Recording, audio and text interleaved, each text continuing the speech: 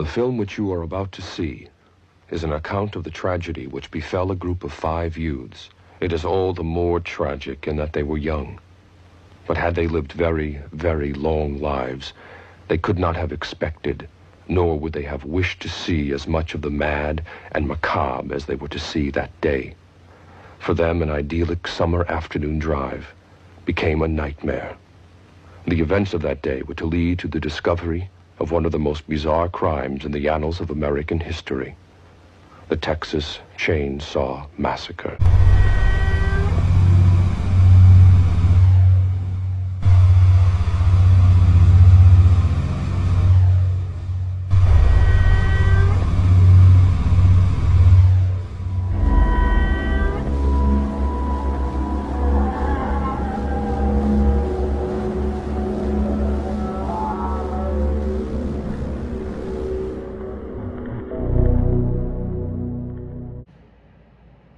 What's up, everyone, and welcome to the Texas Chainsaw Massacre Retrospective.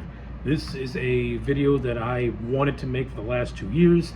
I had initially wanted my very first retrospective to coincide with the 40th anniversary of the original Texas Chainsaw Massacre, but due to outside factors and stuff like that, I never got a chance to do it. But I did end up doing an anniversary retrospective with being the Nightmare on Elm Street, so I was able to have one of my first videos be about one of the big horror icons. And now that it's 2 years later and I have finally found my voice on how to do these retrospectives, and I have the confidence in them now it's the right time to finally deep dive into the Texas Chainsaw Massacre franchise. Now right off the bat, the TCM franchise, it won't go down as one of my all-time favorites, and you will know as I talk about all these movies and go over their production histories and stuff like that. A lot of them are just, this is a very inconsistent franchise in terms of quality, in terms of just everything. Like, yeah, this retrospective is going to be interesting. It's not going to have the consistency of the Scream franchise, where every movie flowed in a nice natural way. Yeah, this is going to be one gigantic mess, and it's going to be one hell of an undertaking. So, yeah. Now, as always with these retrospective videos, as I already mentioned, you're going to get as big of a detailed expansion on the backstory behind each film as possible. I'm going to go over every single movie in the best way possible. I'm going to go over related side media, things of that nature, like I always do. So, yeah, this is going to be a really, really big video. Don't be shocked if it goes into 2 parts. I still haven't decided yet. But yeah, with all that being said, let's kick it off with the one that started it all in 1973.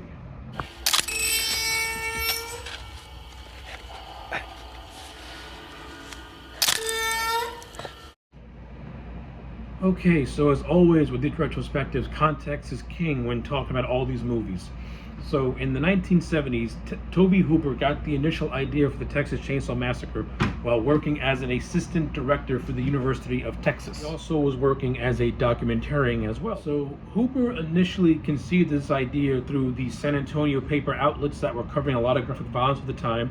Of course, Ed Gein was one of the big influences on this work as well. If you watch the Shocking Truth documentary about the TCM franchise, which by the way is a very, very good documentary, and that's pretty much been my primary source of all my information, he actually tells a little anecdotal story about how relatives would come and visit him, and they would always talk about the Ed Gein case, and he would just get completely frazzled by it, like it really, really affected him.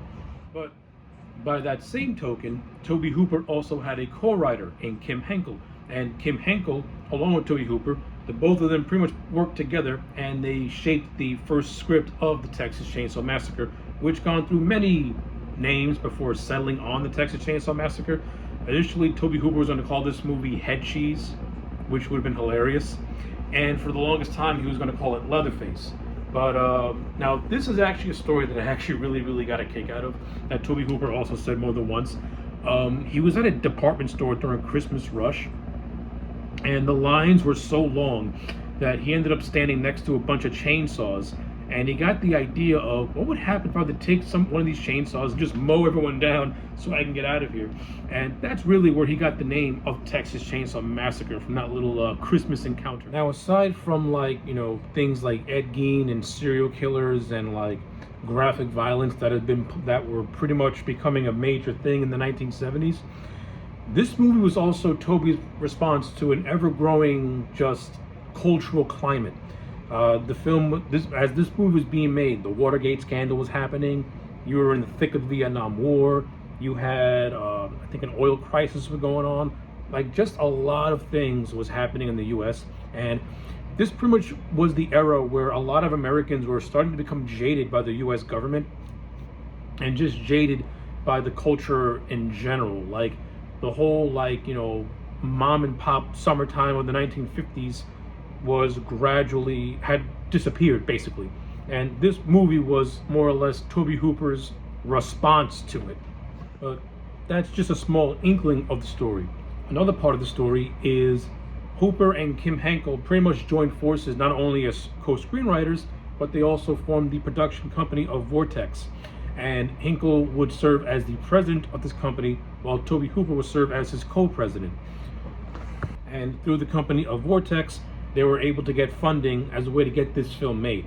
Now, throughout the course of the decades, it's always never been concrete as to how much this movie actually did cost to make. Some say it ranged from $30,000 to $300,000 or something like that. But to make a long story short, it was a very, very shoestring budget where costs needed to be cut and costumes and sets needed to be preserved and reused repetitiously. And I'm not going to go over a lot of the big things that happened during this movie as we actually talk about the Texas Chainsaw Massacre proper. Then we'll get into more juicy stuff that happened during filming. But to make a long story short, this movie was not going to have no big name actors. A lot of the actors that end up getting cast in this film, they've done commercials here and there all throughout Texas. Everyone in this movie was local talent. There were no mainstream stars.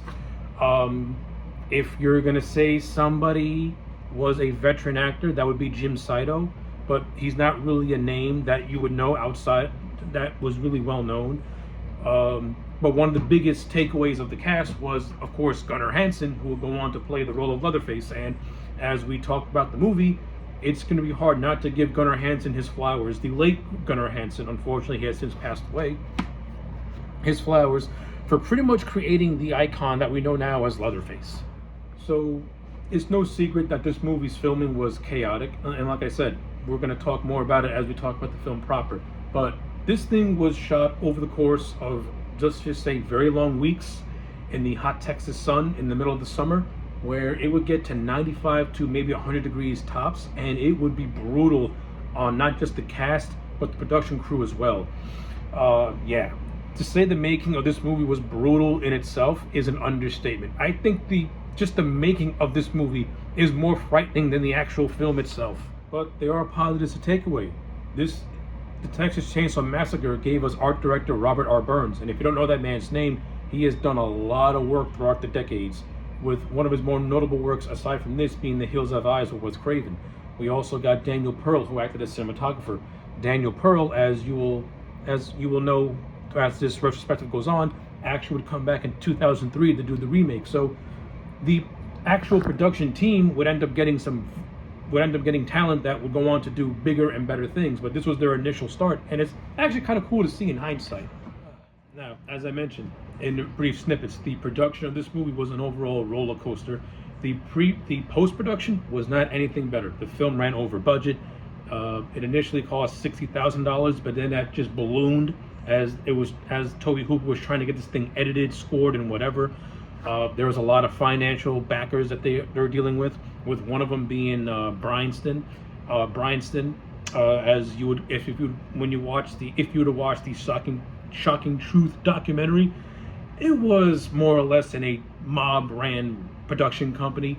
So who knows what was going on with that company as it pertains to this first movie. But yeah, the post-production of Texas Chainsaw Massacre is just chaotic. Like, this movie just had too many factors going against it when you actually like deep dive into its history.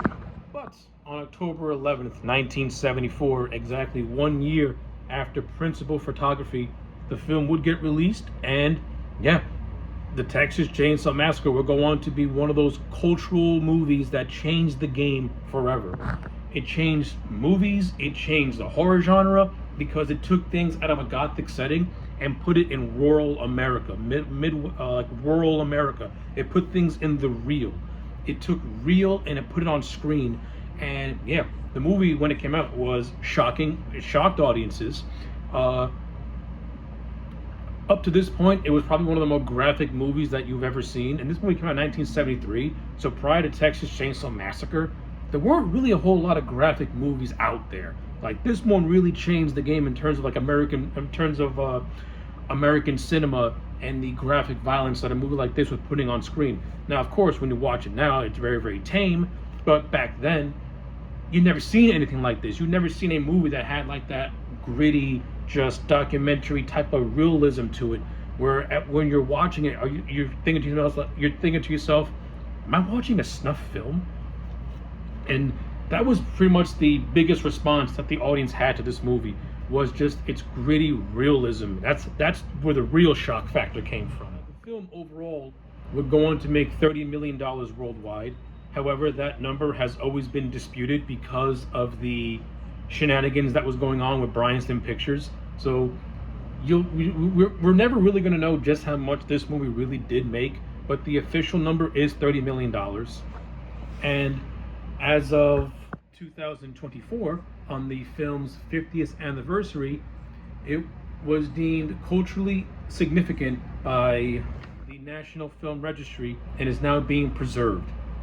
That's awesome. 50 years after this movie was made and all the controversies that surrounded it, it's finally getting its just due, and by good reason, because the Texas Chainsaw Massacre is a seminal horror movie. So, with all that backstory out of the way, let's deep dive into the one that started it all, Tobe Hooper's untamed masterpiece of the macabre. Okay, so there's really not much for me to add when it comes to the Texas Chainsaw Massacre. This film is one of those seminal horror movies that laid the groundwork for what we now know as the modern slasher flick. This movie deserves the reputation that it has. However, I do feel that the film is overrated in hindsight. Now, does that mean I think this is a bad movie? Absolutely not. I still love the OG Texas Chainsaw Massacre. But with that being said, this movie is not pitch perfect.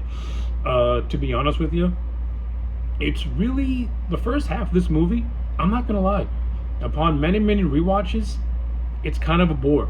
Like, the first 30 minutes of this movie, it's really boring. Like, these characters, they're not really all that thought out. They're not really all that fleshed out. Now, I get it. It is by design. They're supposed to be they're supposed to be faceless characters. They're supposed to have that documentary type of feel to it. But in the context of a film, it can really slow the pacing down to a crawl, especially if there's just nothing interesting going on with these people. To be fair, the only real standouts are Franklin and Sally, the Hardesty siblings, played by the late greats Marilyn Burns and Paul A. Partain. Yeah, as characters, those two are okay.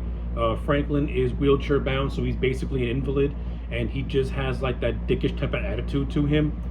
Paul A. Partain does a good job at making Franklin annoying, but at the same time, you kind of feel for him a little bit because of his physical elements, so you kind of have some sympathy for him. Marilyn Burns as Sally. Listen, Sally Hardesty, I think people overrate Sally Hardesty as a final girl. I don't think Sally Hardesty is all that interesting of a character. I think she's very one-dimensional.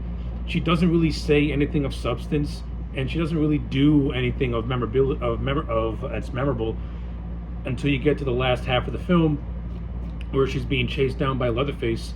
That's basically Sally Hardesty's biggest moment in this film is the chase. That's about it. leading up to that, Sally's kind of boring. I'm not gonna lie, she's boring. The friends, Kirk, Jerry, and Kirk's girlfriend, they don't really add anything of flavor also to the group as well. Now, again, I understand what Tobe Hooper was going for by making these people feel, just blank slates, so that way the audience can project themselves onto them. I get it, but in the context of a film, you gotta give them some sort of a personality in order for me to care about them when they start to get killed.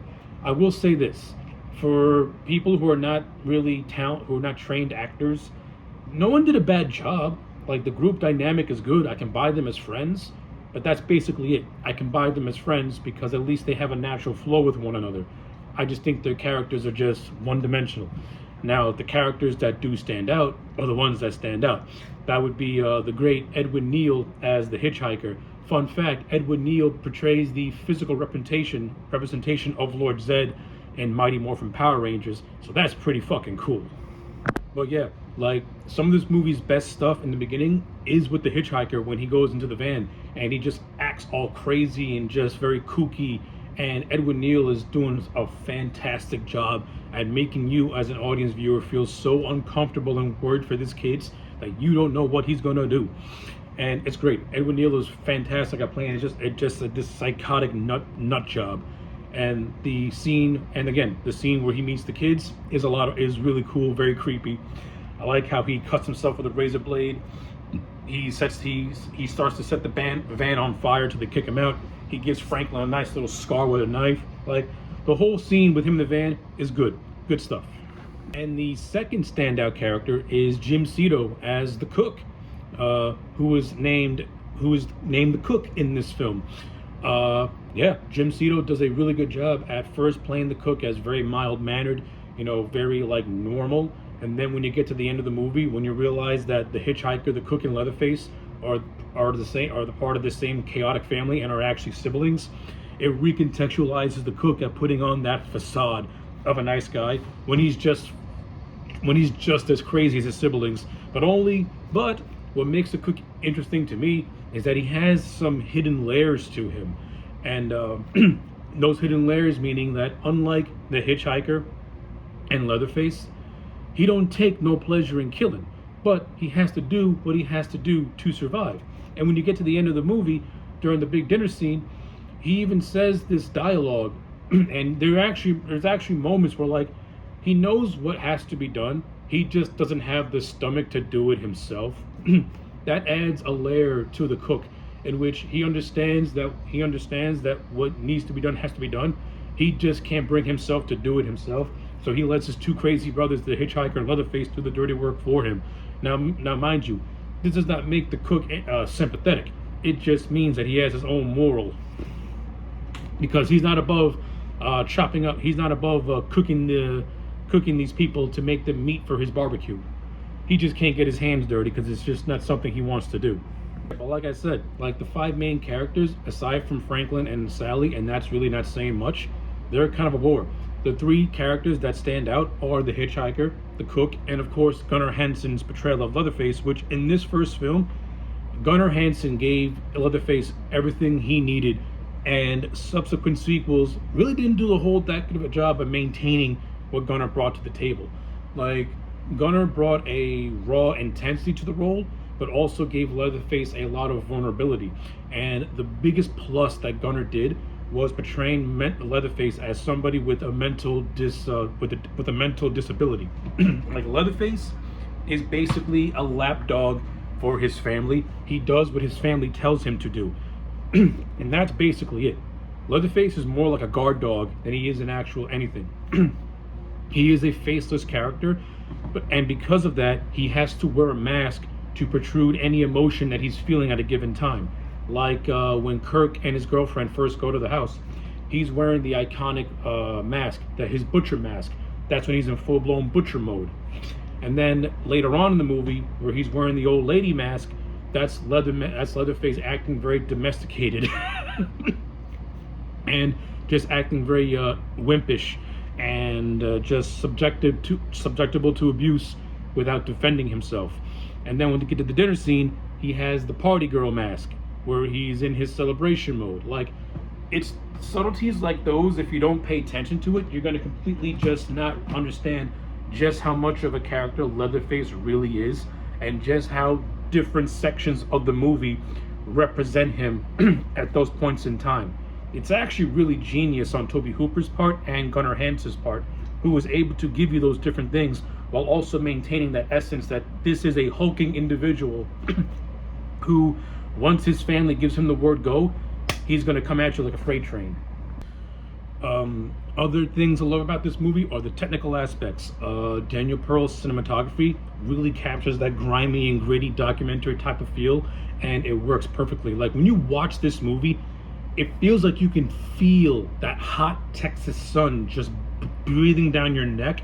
You're sweating while watching this film, and that's awesome. Tobe Hooper's direction, I thought Tobe Hooper did a really good job directing the film. He, again, along with Daniel Pearl, they created that grimy, gritty, just grounded aesthetic that makes this thing feel realistic as possible. Robert A. Burns, his set design in this film is outstanding. And he used a lot of real animal parts and bones to create a lot of these sets, particularly the family farmhouse, which is the closest you'll ever get to actually looking inside Ed Gein's actual house before it got burned down. It's just a shrine to the macabre, and it is beautiful. Now, in terms of how this movie handled the deaths of our characters, I'm not gonna lie, it was handled really, really well. Now, the Texas Chainsaw Massacre, believe it or not, this is not a bloody movie. A lot of this movie's violence is, I don't want to say it's implied, but it's subjective, because the movie is so visceral and just so in your face that it creates the illusion that you're watching this gory just film of body parts flying around, which is not really the case. Like, for example, when Kirk's character dies, he's the first one to go. Leatherface, and this is the iconic scene where, like, he's running towards the back of the house after looking for someone for help. Leatherface pops up and just uses a hammer and just brings it down and cracks his skull, and the guy starts convulsulating, and then he slams the metal door. That's probably one of the most visceral scenes in the whole movie, because to me, it's one of those times where Leatherface actually, where it's Leatherface's first scene. It's a beautiful introduction. That's where Leatherface feels his most scary, because he literally just comes out of nowhere and grabs the hammer down. And then you have this scene with Kirk's girlfriend shortly after that, where she gets impaled on the meat hook. That's a visceral scene. Jerry's death, which is really, really good, where he's investigating the farmhouse. He sees the corpse of Kirk's girlfriend. Leatherface pops out of the shadows and does the same thing he did with Kirk, only with a little bit more intensity as he plops that hammer down on Jerry. And this is another great scene, because shortly after that, Leatherface starts to go in panic mode, because he's starting to wonder where all these people are coming from. Why are they coming to his house? Again, it's that subtle acting by Gunnar Hansen, where he makes Leatherface more than just a hulking figure. Like, this is a layer of vulnerability to somebody who is more or less told by his family to watch the house, and now his house is being invaded by outsiders, and he's confused and scared and doesn't know what to do. Subtle performance. It's really good acting by Gunnar Hansen's part. And then you get the stuff with Sally and Franklin. You get the infamous scene where they're trying to hike, where they're trekking through the woods. Leatherface pops out of the darkness and just chainsaws, and just uses his chainsaw to rip Franklin apart. Then you get the whole thing of him chasing Sally all over the woods, chases Sally all over the farmhouse, where she sees the decomposing corpses of Grandma and Grandpa. And then she eventually makes her way to the gas station to get solitude from the cook. At first, everything is okay, and then the walls start to break when Sally notices something peculiar in the barbecue, and it's revealed that the cook, as I mentioned earlier, was part of this thing the whole time. and pretty much from this moment on is where the film goes into full-blown bonkers mode. You get the infamous dinner scene, which pretty much took years off everyone's life during the filming of this movie. Like, yeah, when you watch the Shocking Truth documentary, the dinner scene, there's varying debates on how long it took to do this thing, but the common consensus is that it took well over a day to get this scene done. It was just grossly chaotic. It um, it had so many different like technical things going into it, difficulties going into it. Uh, it got to a point where they needed to use black curtains to shield out the sun, and it got the house itself extraordinarily hot to the point where people were passing out, they were puking, food was spoiling. Like, yeah, the filming of the dinner scene was absolutely chaotic, and that chaos translates to screen as well, so it's fantastic. Well, yeah, this is where we get our full introduction to Grandpa, who is basically a young kid in old man makeup, which is pretty cool. I forget the actor's name for the life of me. I can never remember it, but it was cool seeing that. I love how the cook builds him up as one of the best to ever do it in terms of slaughtering cattle. So that was fucking hilarious. Actually, once Jim Saito goes into full-blown Looney Tunes mode, he has some of the most underrated funny lines in this entire movie. With my favorite one being him and the hitchhiker taking Sally to the farmhouse, and he looks at the door that Leatherface destroyed, and his reaction is, "Look what your brother did to the door." And then he follows up with that when he confronts Leatherface in his old lady makeup, and he's like, You damn fool, you ruined the door." Like, this man, he does not care that they're about to kill this woman. He is more upset at the fact that Leatherface destroyed their home. It's underratedly, darkly hilarious.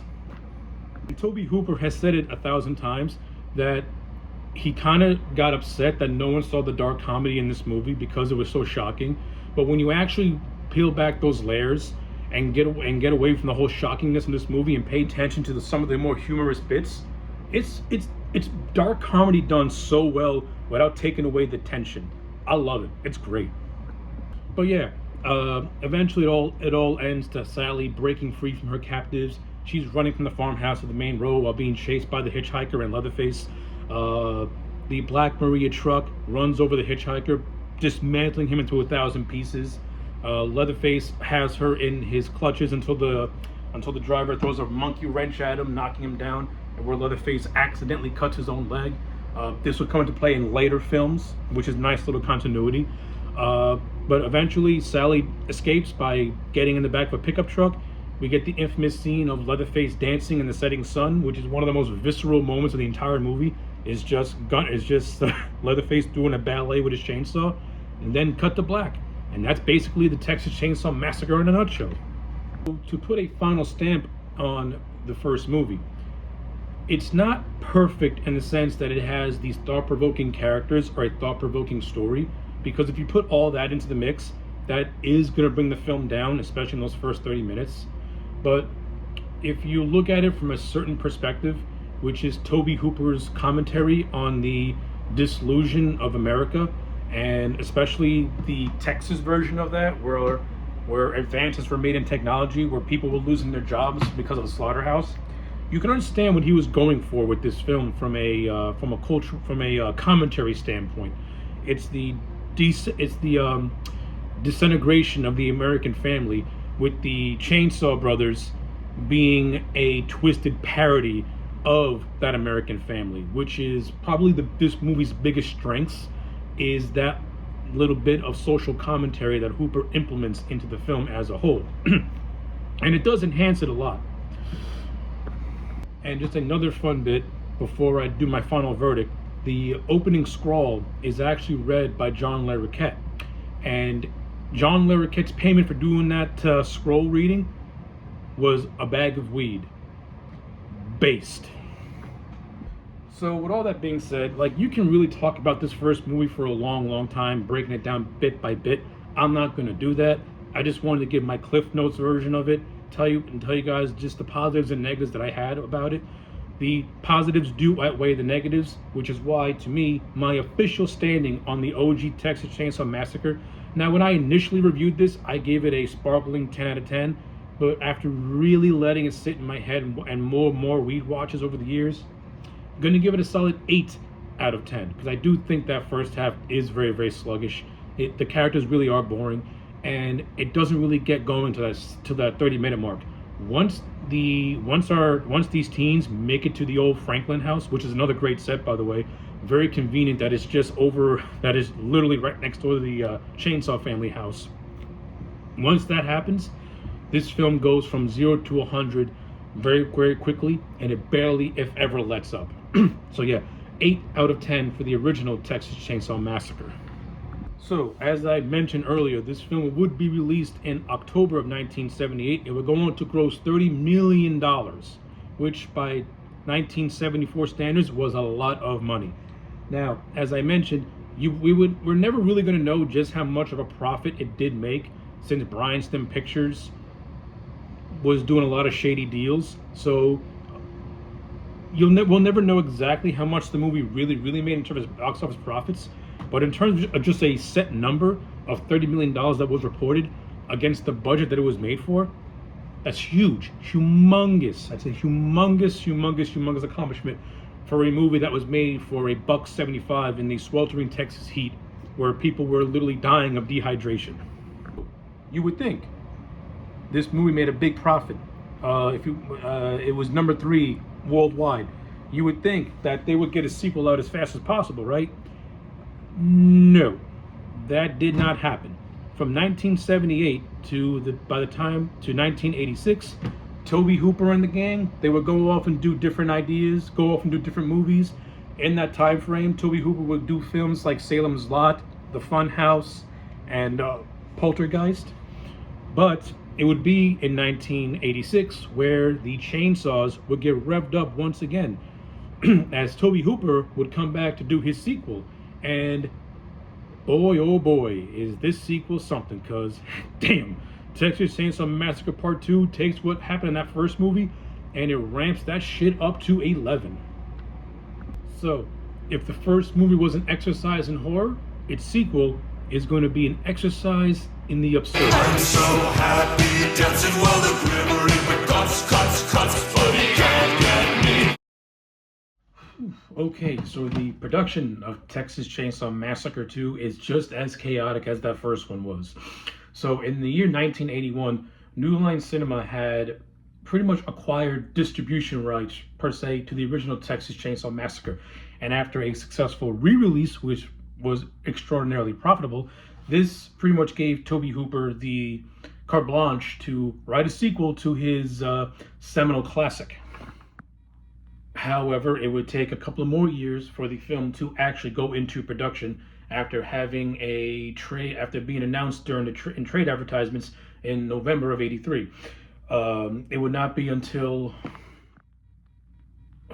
Cannon Films got involved, to which this movie would finally get into motion. And if you're familiar with Cannon Films, yeah, if you thought the Bryanston Corporation was a mess, Cannon Films was an even bigger mess. Cannon Films are known for being the most schlockiest of the schlock when it comes to movie making. Their biggest claim to fail is Superman 4: A Quest for Peace. That says all you need to know about Cannon Films and their, let's just say, lasting legacy in the realm of filmmaking. But they offered Tobe Hooper a 3-picture deal, and a 3-picture deal for a director of any kind, well, it's a deal you can't look away from. So obviously Tobe Hooper took that deal, and production became underway for Texas Chainsaw 2, when Tobe Hooper would enlist the help of L.M. Kit Carson to help write the script for this film. It should be noted that Hooper was just signed on to be a producer, but due to Cannon Films failing to find a director, Tobe Hooper would end up taking the helm. And yeah, this was just one of the many issues that Cannon Films and Tobe Hooper had with one another when it comes to this film. To make a long story short, Cannon Films had a complete misunderstanding of what Tobe Hooper wanted to do with this sequel. Tobe Hooper wanted to do a black comedy that was going to be satirical, while Cannon Films wanted a more straightforward horror movie. And right off the bat, you got these two forces just had no understanding of what they wanted with this film. You have Tobe Hooper, who had a clear vision on what he wanted to do. He wanted to do a satirized version of the original film. Meanwhile, you have Cannon Films completely misreading what Tobe Hooper was talking about and wanted it to be a straightforward horror movie. Tobe knew that he couldn't do a straightforward horror movie with the Texas Chainsaw Massacre because he knew he was never going to be able to replicate it. That's why he wanted to go for a more satirical element. He wanted to overemphasize the dark comedy of the franchise instead of doubling down on the horror because he knew he wasn't going to be able to do it. Again, a misunderstanding between a production company that is notorious for budget slashing and just being menaces, not unlike the Weinsteins, and Tobe Hooper, who I don't want to say is passive aggressive, but he's somebody who didn't have enough clout or power to maintain his vision. So it was a mess just from the start. Another big negative was that Gunnar Hansen was initially approached to reprise his role of Leatherface, but due to Canon Films giving him a lowball offer, which was basically scale plus 5%, with that 5% going to his agent, Gunnar Hansen refused. He said no. Now, when it comes to actors and the money that they're being offered, I could care less about that sort of thing. But this is Gunnar Hansen. This is the original Leatherface. This is the guy who made that first movie what it was, in my opinion. Give the man his money. Give the man what he's asking, because he's going to give you a top-notch performance. But Canon Films didn't want that, so Gunnar passed on it. However, there is a positive to the casting, because this was the movie that gave us Bill Moseley. And Bill Moseley has gone on to be a fixture in a lot of horror movies throughout the decades. And it's actually kind of funny how Bill Moseley was discovered. He basically made a fan film called the Texas Chainsaw Massacre, in which he played the role of the hitchhiker. And when you watch the Shocking Truth documentary, they actually have clips of this fan film. And Bill Moseley is actually really, really good at doing an impression of the hitchhiker Edwin Neal. So no wonder he was cast in this movie. And of course, when we talk about the second movie proper, I'm going to pretty much be glazing Bill Moseley because he is one of the most entertaining parts of this film. Another big get that this movie just happened to score was Dennis Hopper. It's Dennis fucking Hopper. I got nothing to say. It's Dennis fucking Hopper. What do you want me to tell you? He's in the film, and when I talk about it proper, he's the other saving grace of this movie. You also have Caroline Williams, who was also cast in the film as our new final girl. Again, the three best parts of this movie are Caroline Williams, Dennis Hopper, and Bill Moseley. And when I talk about the film proper, you will realize why these three make this movie for me and make this my favorite of all the Chainsaw movies, even though it has everything going against it. But yeah, I don't want to get to that part just yet. But yeah, you already have three actors that are very, very solid. And of course, you brought back Jim Saito as the cook. So again, I got no complaints with that either. So in terms of the casting, does it suck that we didn't get Gunnar Hansen back? Yes. Do I think you made good with the additional 4 cast members that I mentioned? Yeah, I think to me that's an even balance. But to sum up the backstory, principal photography would begin in May 1986 to meet its August of 1986 release date. And oh my God, that is no way to make a movie. That is the definition of not just budget cutting, but just poor time management on Canon Films. No wonder these guys have a bad reputation of being schlock. How do you make a movie in that short of a span? You literally start filming in May to meet an August release date the same year. That's insanity. No wonder why Tobe. I'm amazed that Tobe Hooper didn't go into Canon Films and start slaughtering these idiots for putting him under so much stress. But yeah, the film would be shot around the Austin, Texas metropolitan area. They used a number of elaborate practical effects that were done by the legendary Tom Savini. They also built their own little carnival, which plays a heavy hand in the third act, which I'll talk about when I do the movie proper, because that whole set is fucking awesome. The film was known for having a number of deleted scenes, which Tobe Hooper himself has said that are pretty much lost to time, and during his lifetime he was never going to be able to put a cut of the movie that he would have liked to have put out, because a lot of that material just doesn't exist. However, there is raw footage of a movie theater massacre that involved Joe Bob Briggs, the horror critic Joe Bob Briggs, which had elaborate Tom Savini effects. And if you actually buy the Shout Factory version of TCM2, you actually get a chance to see an opening alternate credits and that movie theater scene that I just described. So at least there's some footage that exists. So take that for what it is. But Tobe Hooper would never get a chance to release the intended version that he wanted. Instead, he released the version that we ended up getting, which I still happen to like, and I still happen to feel is my favorite of all the Chainsaw movies. Before we talk about that, let's just talk about the fact that this movie went through some heavy editing because of the MPAA. Boy, oh boy, did they butcher this thing all to hell. Now, this movie came out during the height of the slasher craze. By the time Chainsaw 2 came out, Halloween 4 was about 2 years from release. A Nightmare on Elm Street had just started to pick up steam, having just did the first, second movies and the third movie. Friday the 13th had just got up to Jason Lives.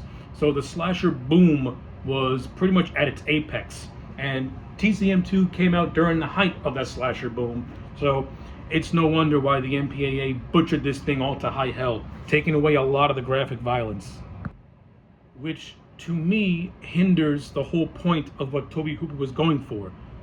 The violence is meant to be over the top because he's going for a satirical dark comedy. It's meant to be funny on purpose and meant to be gory on purpose as a way to show the absurdity of it all.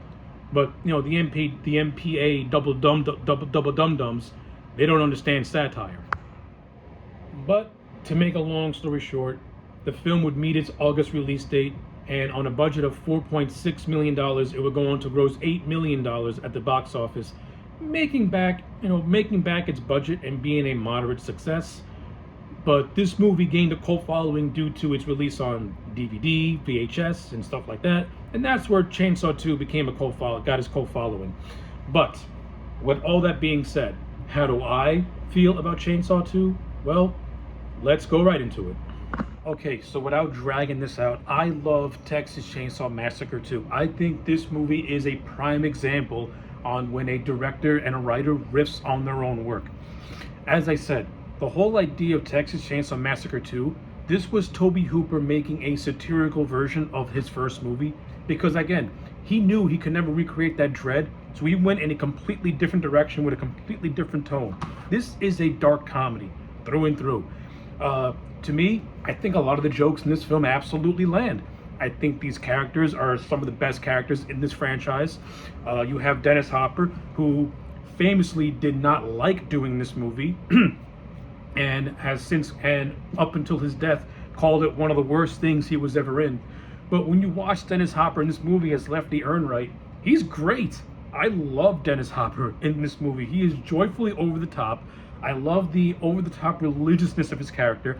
And dude, the guy's carrying 3 chainsaws in the climax, using 2 of them as like dueling shotguns. How can you not love something this ridiculously goofy?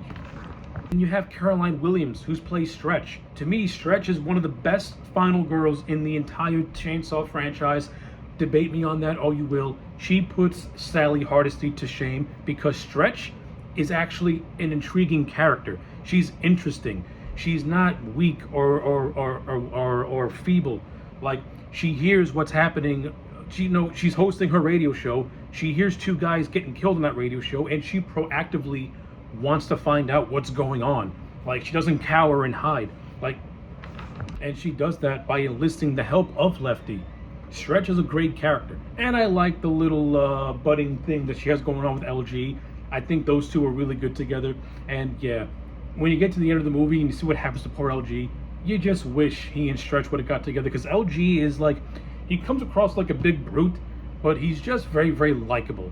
And the actor who played LG did a great job. Unfortunately, he is no longer with us as he was murdered in his own home. Very, very sad story. Whew. But even though the character of LG doesn't have a whole lot of screen time, he maximizes that screen time. And again, I do like the chemistry with him and Stretch. They work really well together as these friends that host this radio program that plays throughout Texas. So I love it.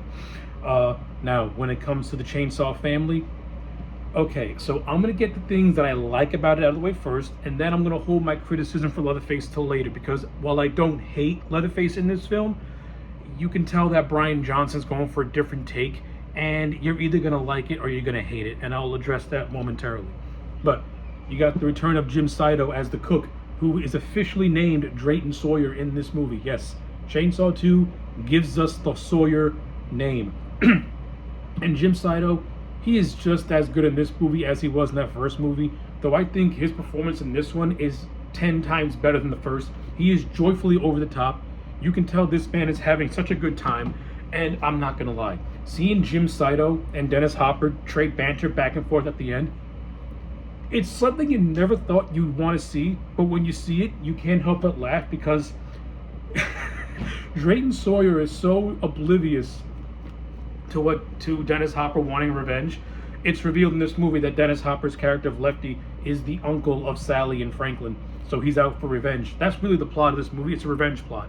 It's the family of the Hardistys coming after the Sawyer family. That's basically it.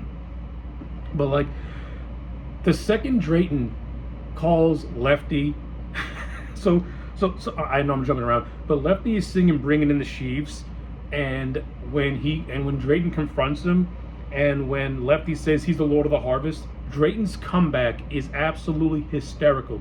He says, "What's that? Some kind of health food bunch?" Bro, this movie is riddled with golden lines. Speaking of golden lines, Bill Moseley's Chop Top. Pretty much every single iconic line that's in this movie comes from the character of Chop Top. Now, the movie kind of sort of explains that during the events of the first movie, Chop Top was in Vietnam, hence why he wasn't around during those events. But the second Bill Moseley's on screen, you're instantly hooked. He is playing the hell out of Chop Top. He's joyfully fun and over the top, and you get the sense that Bill is actually quite crazy while playing the role, because he just disappears into it, and he's just so much fun. He's got so many iconic lines. You know, "Get that bitch, Leatherface, get that bitch, dog will hunt, lick my plate," awesome shit. And then when Stretch and Lefty go to Texas Battle World, which is the hideout of the Sawyer family, he has a lot of more underrated gems. Bro, I cannot stop gleefully enjoying how much I love this movie. And yes, the hitchhiker does appear in this movie. Well, his corpse appears in this movie, and he is given the name of Nibbins. So yes, this is so good. So I'm going to talk about Leatherface in this movie. So Brian Johnson did not do a bad job portraying the character of Leatherface for the movie that he was in. However, I would have loved to have seen what Gunnar Hansen would have brought to this new rendition of Leatherface, which is going for a much more over-the-top satiricalness to it. And the fact that this movie has a twisted love story with Leatherface falling in love with Stretch, I would have loved to have seen how Gunnar Hansen would have handled those scenes. I think Brian Johnson didn't go for subtlety in his performance. It feels like he's doing it feels like he's trying too hard in a lot of scenes, and you can tell that he's trying too hard in certain scenes of Leatherface. Like, he doesn't have no nuances that Gunnar Hansen had. Like, I think that if Gunnar Hansen was doing this twisted romance with Stretch, he would have brought maybe a little bit more subtlety to it. He would have did more of an expansion of his version of Leatherface in that first movie, and I think those scenes would have played out a little bit more better. Like, it would have played out for a dark comedy, but also have that underlying dread to it, because Gunnar Hansen is just a better performer as opposed to Brian Johnson. Again, that's not a knock on Brian Johnson. I overall thought he did a good job in the role of Leatherface, but it's a performance that needed to be a little bit more subtle in an over-the-top movie. And I don't think Brian Johnson was able to translate that in a way that would have made his Leatherface still maintain that ferocity. Now, does that mean this version of Leatherface doesn't have any bad scenes? Hell no. This version of Leatherface has great scenes. The opening scene when he's like using nubbins to hide himself while killing these two yuppies, that's great. And it's being done to "No One Lives Forever" by Onengo Bowengo, even cooler. And then you have the scene where he attacks Stretch and the radio tower. Dude, that whole build-up is actually really well done, and actually has some really good tension, to the point that when Chop Top turns that light off in the record room and Leatherface appears, you legitimately get a really good jump scare out of it. Like, like, this movie does have some pretty well-directed scenes when doing suspense. Now, obviously, as I keep stressing, that's not what Tobe Hooper was overall going for, but when he does have those scenes, I think they work. And those are the scenes where I think that Brian Johnson's Leatherface is actually quite good. And again, I ain't gonna lie, even though I criticized the twisted romance between him and Stretch, I did find it funny, and I do like seeing Leatherface in love. It's just so stupid, but yet kind of sickly heartwarming in a way, because you can tell that if he wasn't like under the control of his family, Leatherface ain't such a bad guy, technically. Now, in terms of everything else, like production values, great. I think the cinematography in this movie is really, really good. Again, this feels more like a movie and less like a documentary. And knowing what Tobe was going for, it works for me. I think his direction of this movie is actually really well done. I think Tobe does a very good job at implementing that satirical dark comedy that he was going for in a lot of this film. So it works for me. I think the special effects by Tom Savini, they are great, especially in the opening when Leatherface kills the two yuppies. And when you get to Texas Battle World, that is some of the best art design in this entire movie. It looks like a Mad Men's butcher shop of human flesh. It's virtually like you're going into hell. And of course the lighting being bright red and almost fiery adds that level of just what the fuckness to it. I love it. I think it's great. Tobe Hooper also does a recreation of the dinner scene for that first movie, where that dinner scene is just tension building and just fills you with dread. This one is just that times 11, because it goes for much more borderline goofiness to it. You know, you got Grandpa, who makes his return. Fun fact, now I know I mentioned that I couldn't remember who the actor was who played Leatherface in that first movie. His name was John Douglas. He was actually a college student that was in his early 20s under all that heavy makeup. In this one, he's replaced by Tom Everett, who, if I'm not mistaken, I think he was a Marine. I could be wrong, but he plays Grandpa in this. And just hearing Drayton build up Grandpa over again is always fun. He's the best of the best, the one-shotter. And of course, once you get that twisted dinner scene, that's when Lefty makes his appearance. Fun fact, in the original script, Stretch was supposed to be Lefty's illegitimate daughter. I would have liked for them to have kept that in, because I think that would have just added another level of just weirdness. But you kind of get those subtle hints that there may be something more to their relationship. By the way, I think Caroline Williams and Dennis Hopper, they have some really good scenes together. Again, I know Dennis Hopper did not like this film, but he's so enjoyable in it, and he has a lot of good moments in it. Like, it's a shame he didn't like it. So yeah, while that's going on, you have Lefty and Leatherface having a chainsaw duel, which is one of the most funnest moments in this entire movie. A chainsaw duel with Leatherface and Lefty in Dennis Hopper is one of the funniest things and one of the coolest things that you'll ever see in cinema. And this movie has it. Tobe Hooper was pulling no punches. He wanted to make this thing as enjoyably over the top and memorable as humanly possible, and he succeeded, in my opinion. And then you have the more intense scene, which is Chop Top chasing Stretch, which leads to the very top of Texas Battle World, where we get to see the decomposed corpse of Grandma as she's trying to rev up the chainsaw. Chop Top's attacking her, saying some more golden lines. Eventually, Stretch does kill Chop Top, and she does her own version of the Leatherface dance. And that's basically where the movie ends, with Stretch not losing her mind, but just going to that primal state of victory. And it's so good. Yes, I don't know. So as pretty much has been heard, I love the Texas Chainsaw Massacre 2. This movie is enjoyably over the top. It is silly as hell. Is it perfect? No. I stand by my criticisms of Brian Johnson's rendition of Leatherface.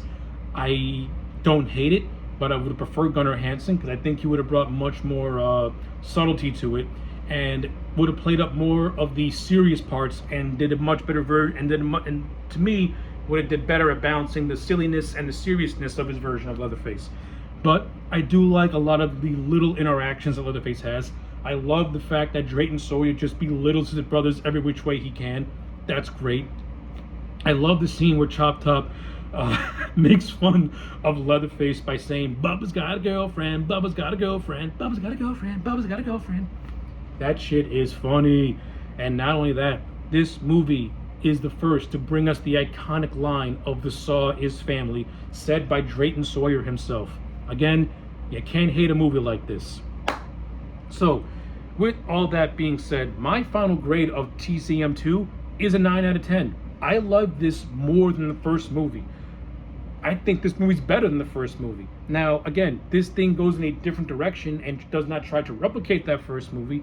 I just get more entertainment value out of it, and I'm not gonna lie, I rewatched this one more than the first one. I don't know what that says, but I don't know. Maybe because I just enjoyed the dark comedy of it all, and I understand what Hooper was going for, and I love the whole idea of him just taking that first movie and doing a complete just 180 with it. And I love it. I have nothing bad to say about this film, aside from a couple of gripes here and there. To me, it's near perfection. So, as I mentioned earlier, this film would go on to gross $8 million in the box office. Respectable, nothing fantastic, but it would be about 4 years before we would get another Texas Chainsaw Massacre movie. Excuse me. And, sorry again.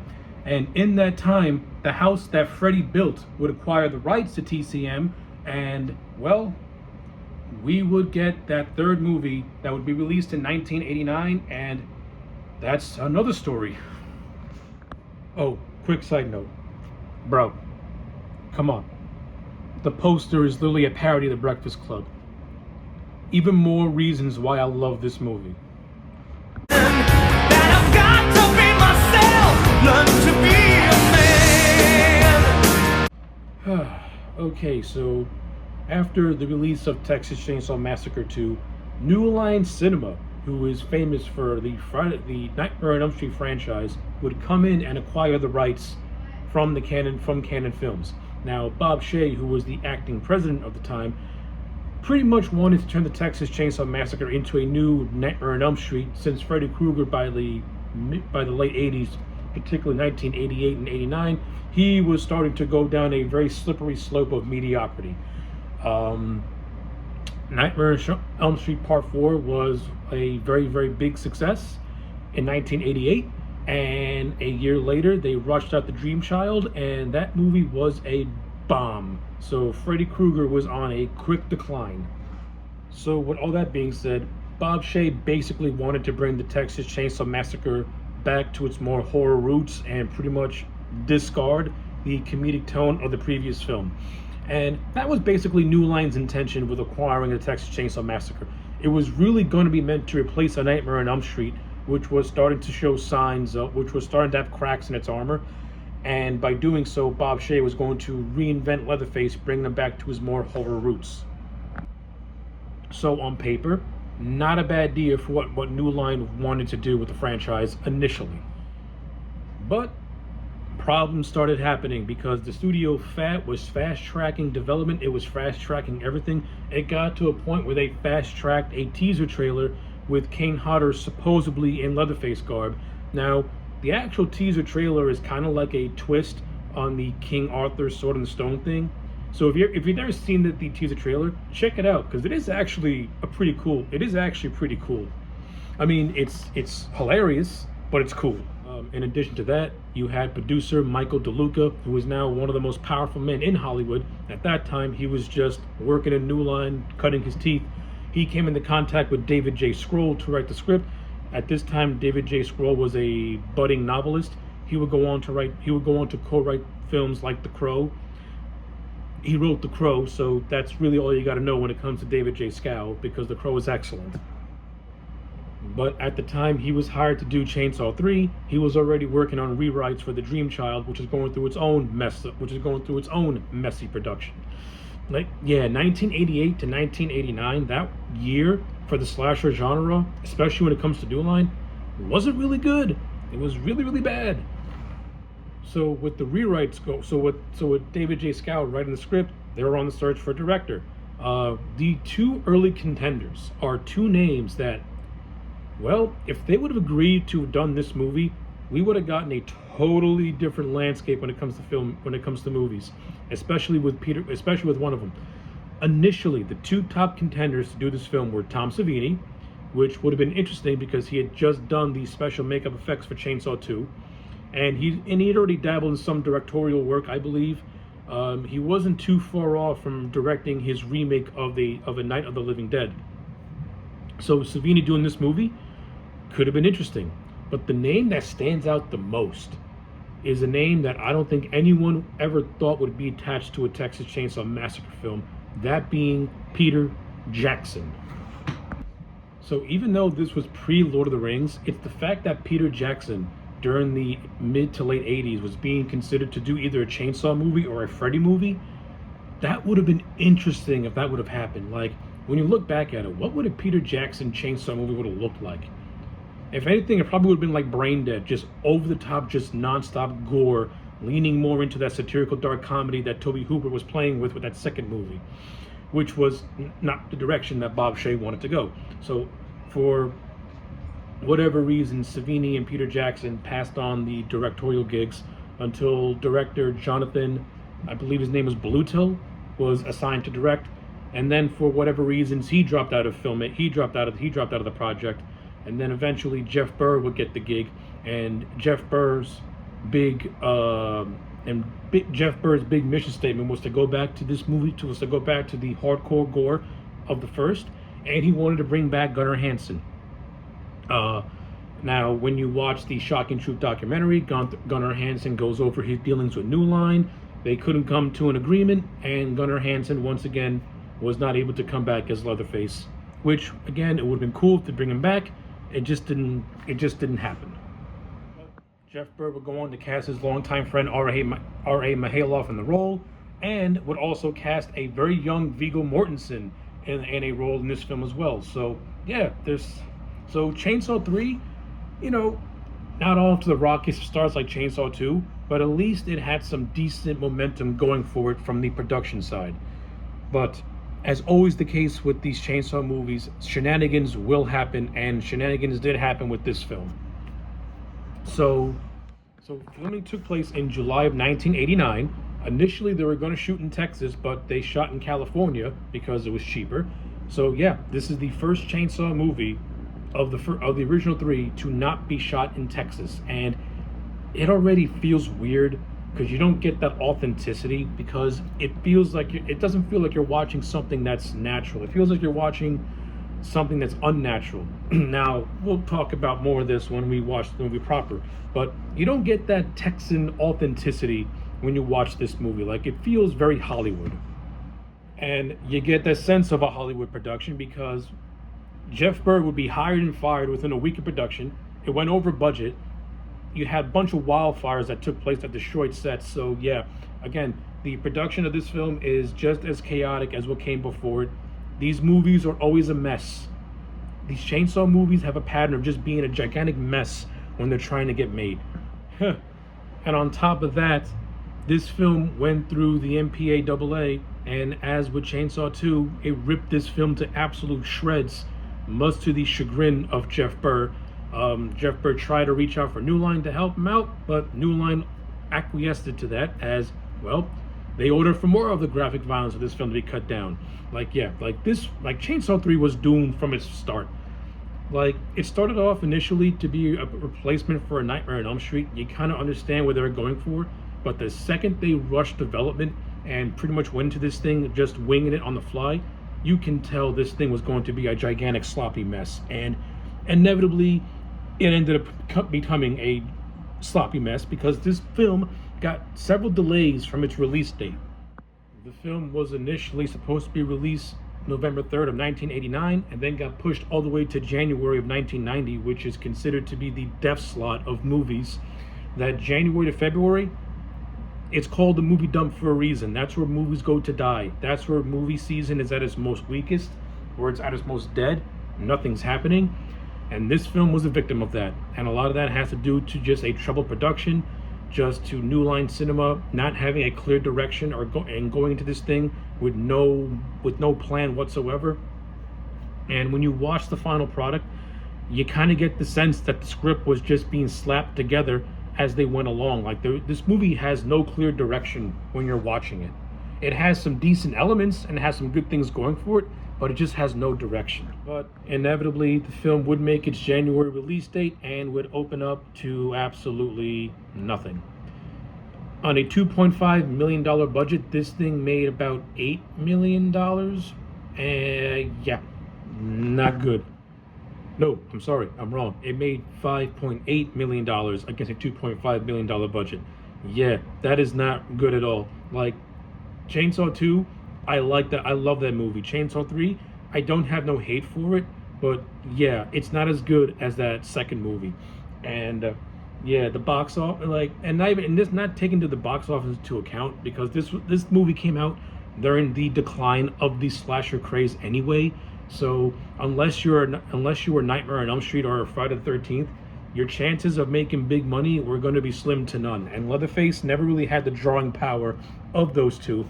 Hell, Leatherface don't even have the drawing power of a Halloween, because Halloween had a big resurgence in '88, and then by 1989 it went back down a slippery slope. So yeah, with all that backstory out of the way, let's talk about Leatherface, a Texas Chainsaw Massacre 3. Okay, so while I don't hold Leatherface, a Texas Chainsaw Massacre 3 in high regard, that doesn't mean I don't like this movie. Overall, I kind of enjoy the third installment into the TCM franchise. I can appreciate Jeff Burr going back to the more hardcore horror roots of that first movie. This film did strip a lot of the dark humor that was established in that second movie, much to my chagrin. However, this movie does incorporate some humor in a lot of its scenes, so it's not devoid of it. It just tries to go for a more harder edge tone. You can clearly tell that this movie is a product of its late 80s time, as the opening credits is a direct homage to the original Nightmare on Elm Street, where Freddy's building his glove. This is Leatherface building his mask. So yeah, this has that Hollywood glossy look to it. Speaking of which, Jeff Burr is no Tobe Hooper. Tobe Hooper is one of the more underrated horror directors of his time. Those first two movies that he did back to back, they're great. Like, they're really, really good. Jeff Burr taking the helm, I mean, to this man's credit, Jeff Burr did not do a bad job as a director. I thought he did the best possible job that he could. Again, you're taking over from Tobe Hooper, so you're already gonna have big shoes to fill. And as I already went over with the backstory, Jeff Burr went through hell when it comes to making this film, from being hired and fired and hired again to not even being the first choice.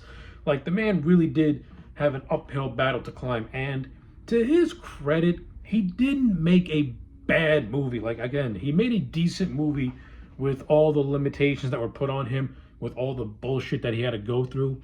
He made a competent movie. Now, again, this is just a competent movie. It doesn't have an identity like the first two movies did. It kind of feels like, again, this movie feels like a slasher of its time.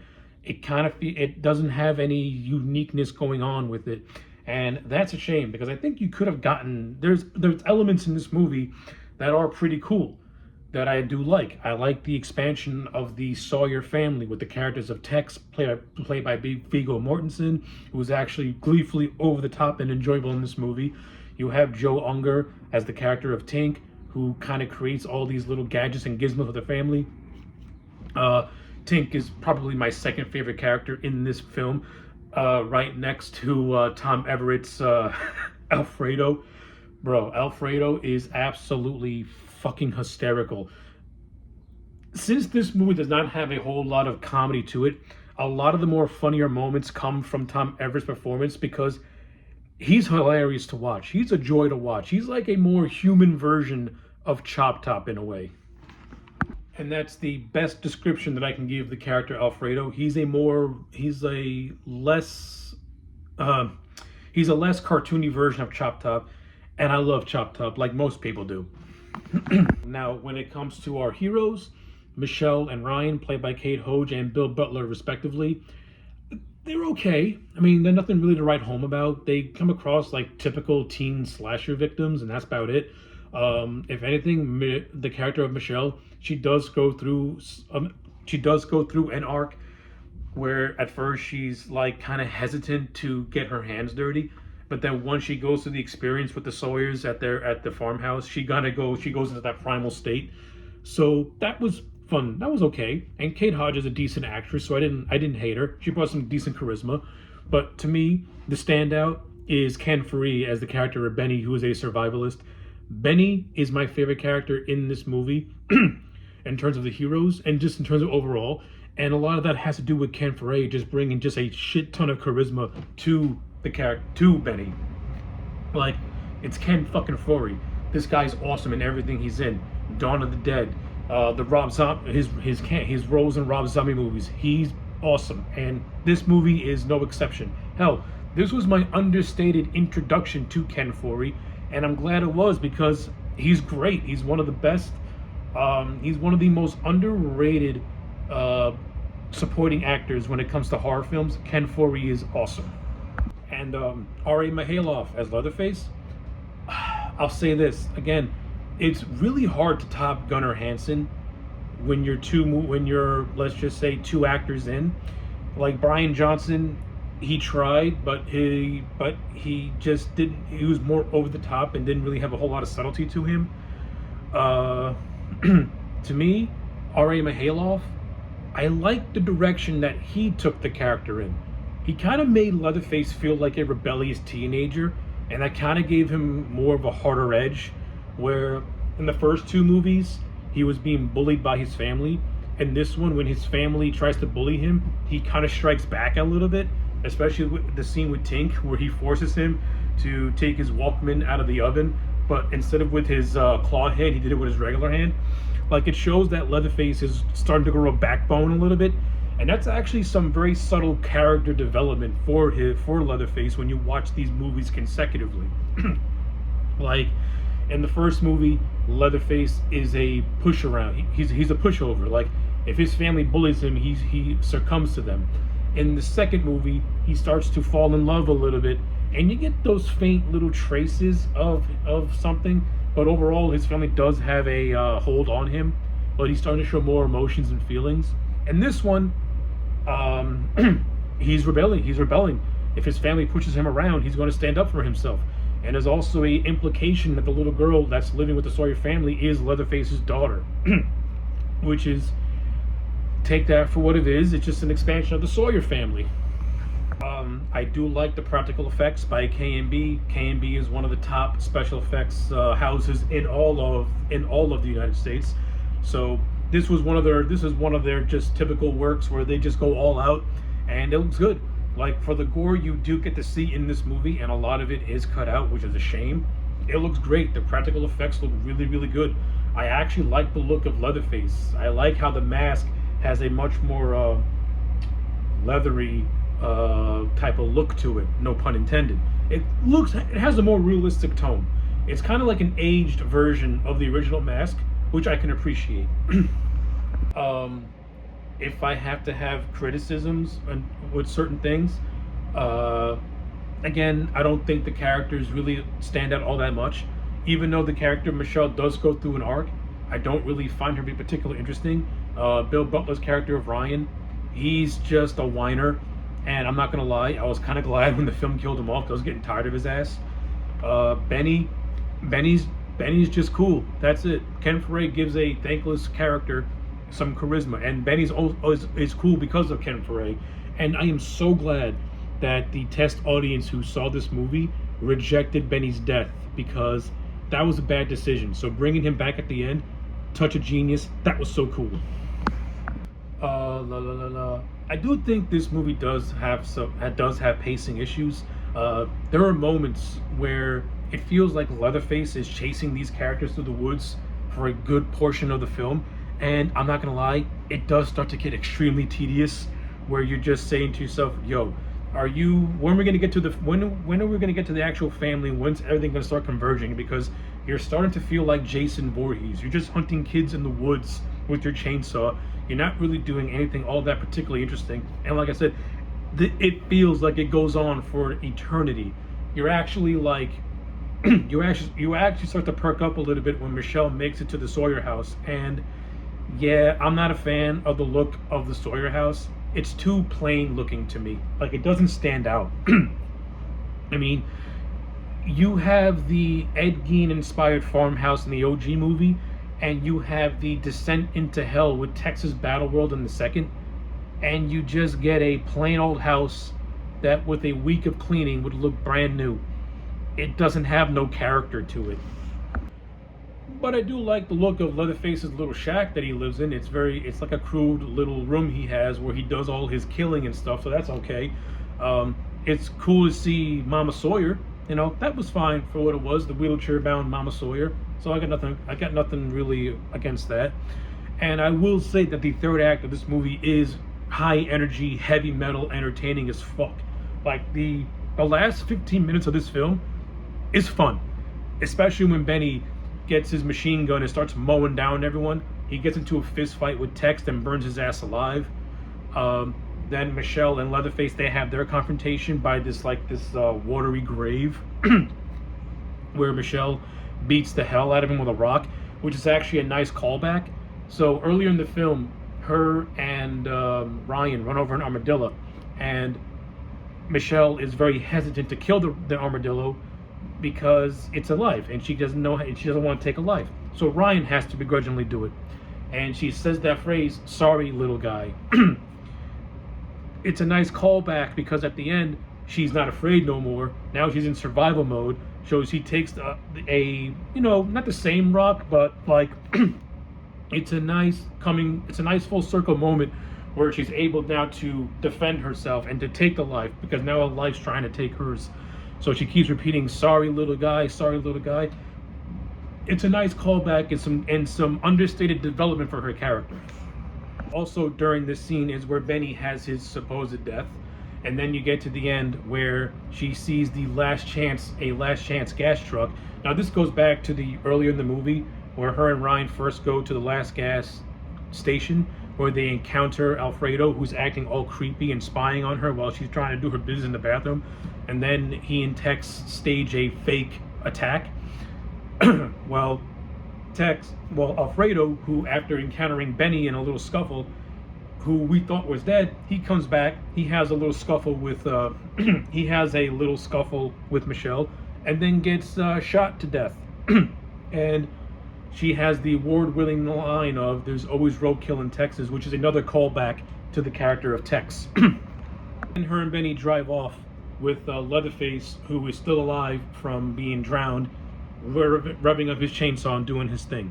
And that's basically how this movie ends. So just to do some little points here and there, this film ignores the second movie and acts more as a continuation from that first movie, and you really get that because throughout the entire film, Leatherface is wearing a metal brace.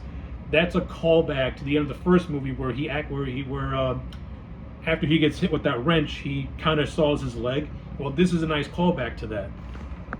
And the way Ari Mihailoff plays Leatherface in this movie, I kind of can see how Gunnar Hansen would have been able to have done this role. I think Gunnar Hansen would have brought a little bit more visceral intensity to it, but I could see that his version of Leatherface growing into this version of Leatherface. So you do get some nice bits of continuity with that, so I kind of like it. You also have Caroline Williams, who makes an uncredited cameo as Stretch as a news reporter. I would have found a way to incorporate Stretch into this movie.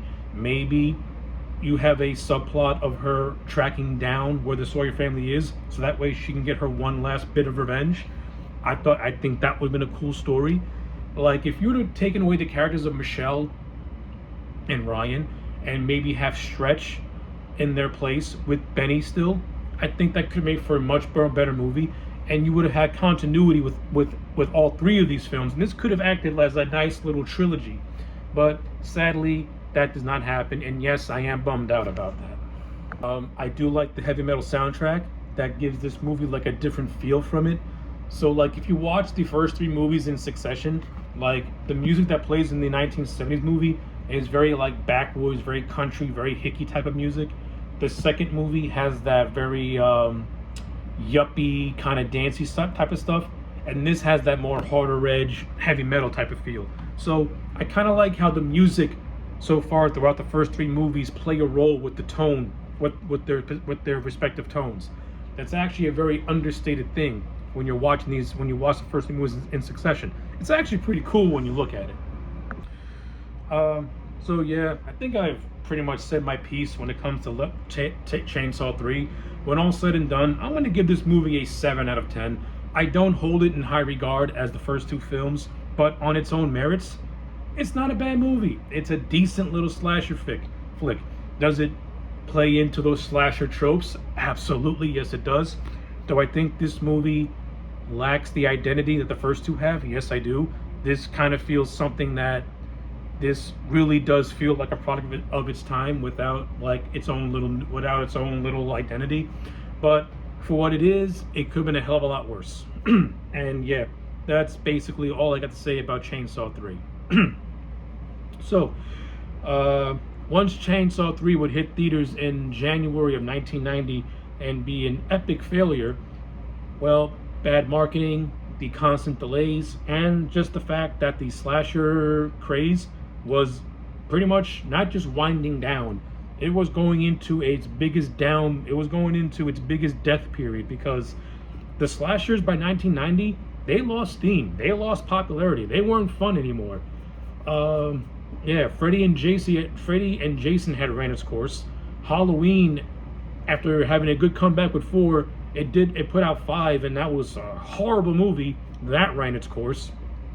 So, yeah, the slasher genre would hit a brick wall until 1995, when a familiar face from that first movie would come back to, well, let's just say that co-writer and co-creator Kim Hinkle would come back with the return of a Texas Chainsaw Massacre. And oh boy, now we're getting into the movies that I just don't like. This is gonna be fun.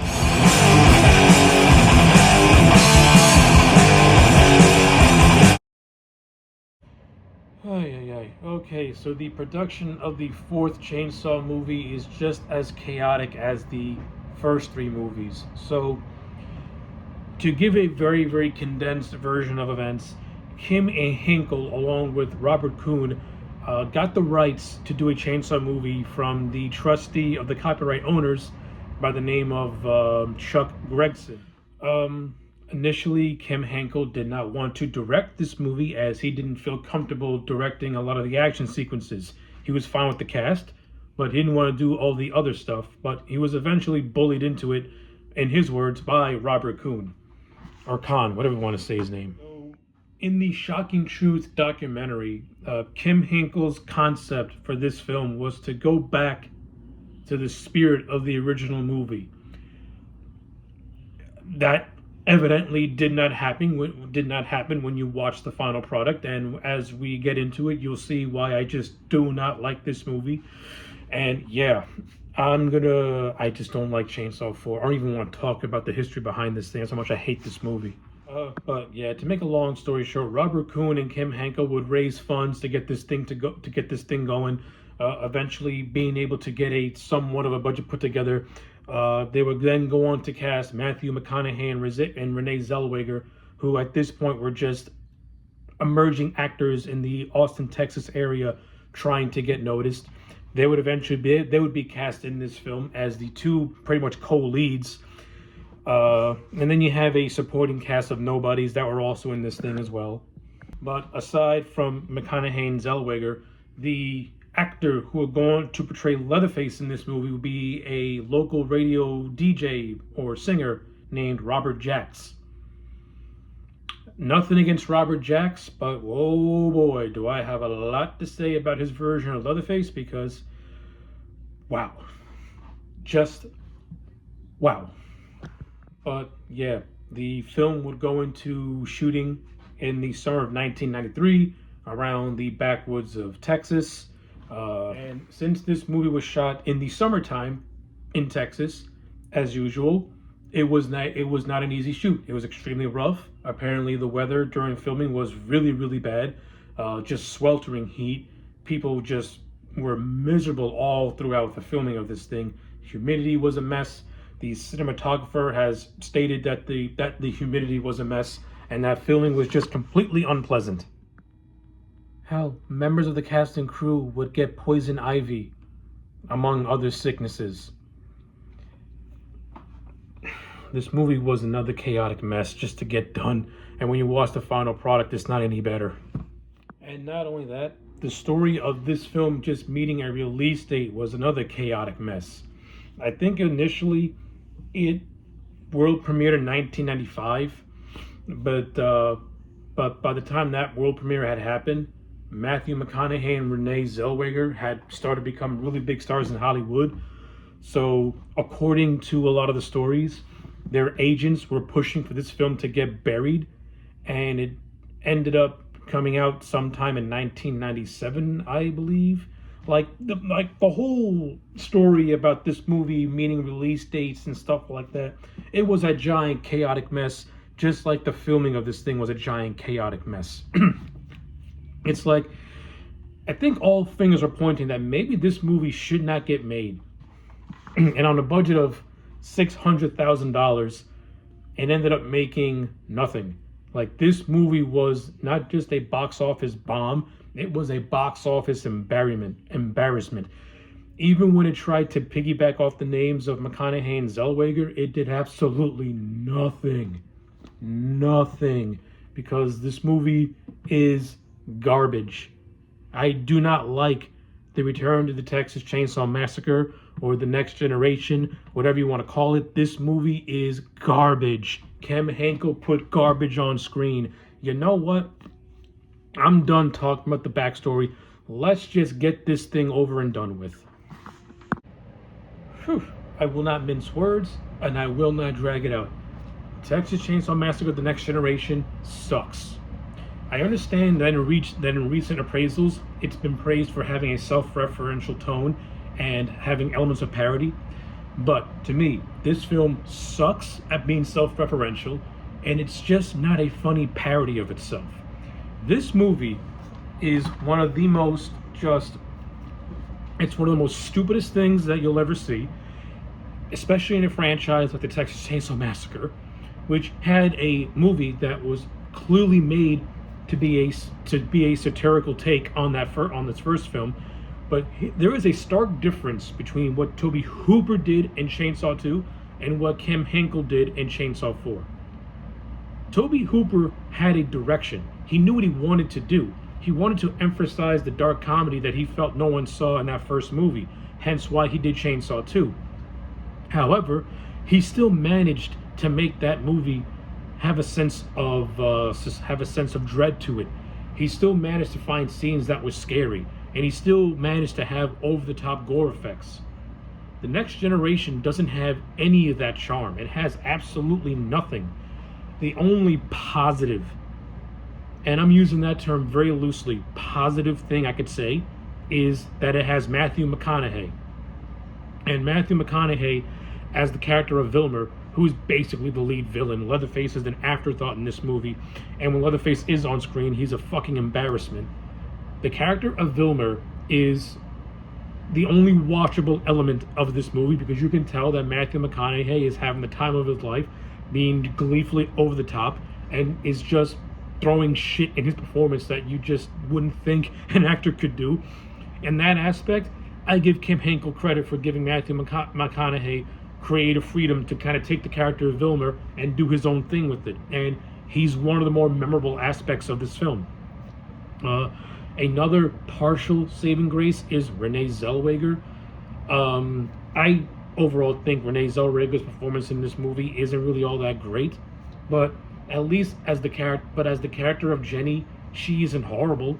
I mean, she's okay. She has some decent scenes here and there.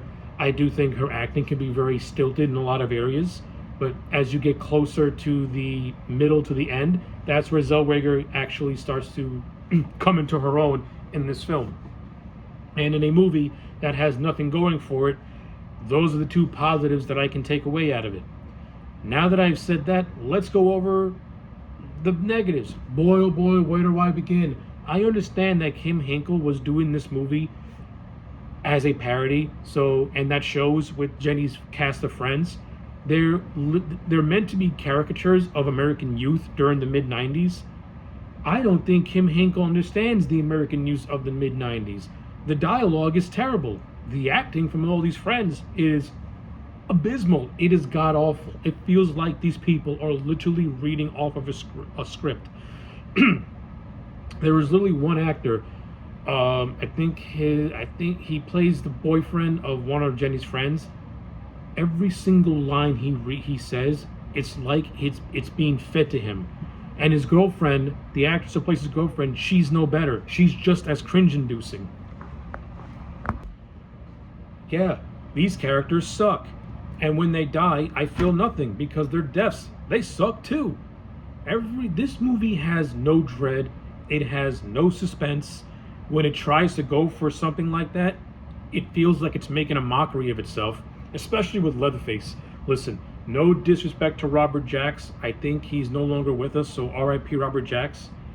He is dreadful in this movie. This movie took Leatherface and it cut off his nuts. In TCM1, Leatherface had a disability. He was acting like a protective guard dog because people were invading his home. And because of that, he was easily influenced by his two older brothers. That makes sense. But Leatherface was still scary. He was still intimidating. He was still a hulking brute. Chainsaw 2. Even though Leatherface was falling in love with Stretch, and even though he was still under the influence of his brothers, he still had teeth. He still had a sense of danger to him. Chainsaw 3 was basically Leatherface as a rebellious teenager who wasn't taking crap from anyone. He was scary. He was intense in that movie. He was kind of sort of visceral in that movie. This movie is the biggest regression of a slasher icon you will ever see. They took Leatherface and they turned him into a squealing bitch. A squealing bitch. This is the most incompetent Leatherface you'll ever see throughout the entire Chainsaw franchise. He kills nobody. He doesn't do anything of note. And the only thing that's memorable is Renee Zellweger telling him to shut the fuck up. And he shuts the fuck up and takes it like a bitch and doesn't do anything. And then you have a half-ass chase scene with Leatherface, which is really orchestrated by Vilmer, where Vilmer dies after getting grazed by a crop duster. And then Leatherface does and this is the worst rendition of the Leatherface dance you'll ever see. It's so fucking stupid. I'm sorry. This version of Leatherface is an embarrassment. Now, maybe as a parody of Leatherface, it's not funny. As a caricature of Leatherface, it's not amusing. It's just horrible. It is horrible to watch. This is supposed to be a movie. It's supposed to have some sorts of dread and suspense. I'll give Kim Hinkle this. The scenes with Matthew McConaughey, those are the more viscerally intense scenes in this film. And in a film that lacks a lot of suspense and visceral intense scenes, that's not really saying a whole hell of a lot that a secondary villain is holding this piece of shit together because you went out of your way to make the lead of the franchise, Leatherface, into an embarrassment. I'll say this, when it comes to the extended family, aside from Vilmer, the character of Darla, she's okay. The actress who plays her is an absolute smoke show, so I'll let it pass. The actor who plays W.E., he's actually really funny. I kind of got a kick out of his whole gimmick of quoting historical figures in his conversations, so I found that partially amusing. The look of the chainsaw house, it's mid. It's mid. It doesn't look good at all. And the whole subplot with the Illuminati, with this character by the name of Rothman, who makes an appearance in the third act, which comes completely out of nowhere, is fucking stupid. And the whole thing that Jenny's experience was supposed to be a spiritual awakening as a way to embrace horror or fear. Oh my god, that sounds so fucking convoluted. What happened to this franchise up to this point? It was simple. The first movie was simple. The second movie was simple. The third movie was simple. This movie has to go for an Illuminati aspect, give a contrived reasoning for everything to happen, and I feel like it accomplishes absolutely nothing. That's the Texas Chainsaw Massacre, The Next Generation in a nutshell, or the return of the Texas Chainsaw Massacre. It accomplishes nothing. This movie is garbage. It sucks. Like, this movie to me feels like Kim Henkel got jealous because Tobe Hooper made a very good satirical version of the first movie, so he wanted to be like, well, you know, I'm gonna top what he did. And he did this. The problem is, the second movie had a heart and soul to it, because you can tell that Tobe Hooper wanted to do it. This movie feels like it has no heart, that it has no soul. It feels like it was made out of someone being forced to do something that they clearly didn't want to do.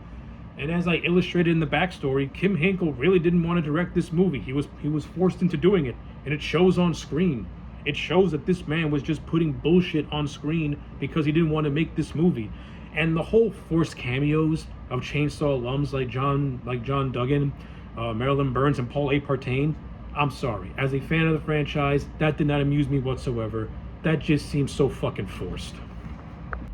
Oh, and turning the Chainsaw families from cannibals who hunt you down and turn you into barbecue to making them pizza eaters, that's not funny. That's fucking dumb and stupid, and it's just, oh my god, I hate this movie so much. I'm done talking about it. Texas Chainsaw Massacre: The Next Generation is a 2 out of 10, and that 2 out of 10 is really for Matthew McConaughey, and some of it goes to Renee Zellweger, and some of it goes to the actor who plays W.E. Sawyer. Other than that, this movie is a piece of shit. So, as I mentioned, this movie would go on to be a box office failure. It made no money, and because of that, a bunch of lawsuits happened because one of the production houses kind of didn't like the fact that they weren't cut in on the deal. They were also suing the agents of Matthew McConaughey and Renee Zellweger because they tried to get the film blocked. So, to make a long story short, this would be the last Chainsaw movie we would get of the 1990s until the year 2003, when Michael Bay, famed action director Michael Bay, would start this little production house by the name of Platinum Dunes with the goal to give up-and-coming filmmakers a chance to cut their teeth in filmmaking. And not only that, the mission statement of Platinum Dunes would be to remake horror classics. And, well, let's just say this. The first movie that they chose to remake, well, let's just say that it kind of coincided with the, at the time, 30th anniversary of Tobe Hooper's classic. I'm wasting precious moments trying not to suffocate. In November of 1998, an entertainment company by the name of Unipex had acquired the rights to a Texas Chainsaw Massacre with the intent to create a fifth installment that was to be titled TCX 25. However, by January of 2022, the company had pretty much lost all options to get that movie made. However, a month before that, in December, Michael Bay, famed director Michael Bay, who by this point had done films like The Rock, Bad Boys, and among other things, he had just started his new production company by the name of Platinum Dunes. And Platinum Dunes was created with the intent to give rising up-and-coming filmmakers a chance to cut their teeth in Hollywood. But their sole intent was to create low-budget movies, and lo and behold, the first movie that they wanted to tackle was a remake of the Texas Chainsaw Massacre. Whew. Now, during the early production of the TCM remake, Kim Henkel and Tobe Hooper were actually attached at one point to write a script for this remake. After watching the Texas Chainsaw Massacre Next Generation, I do not want Kim Henkel anywhere near this franchise. No disrespect to him. He is an icon who deserves his credit for creating the franchise, but I just did not like TCM 4. So I'm gonna look at this as him maybe wanting to redeem himself for making such a piece of shit. However, at the time of the duo writing the script, it was really not really known if their script was going to go into production. As we know with this film, it ended up getting writer Scott Kozar, and pretty much Scott Kozar's script was the one they ended up going with.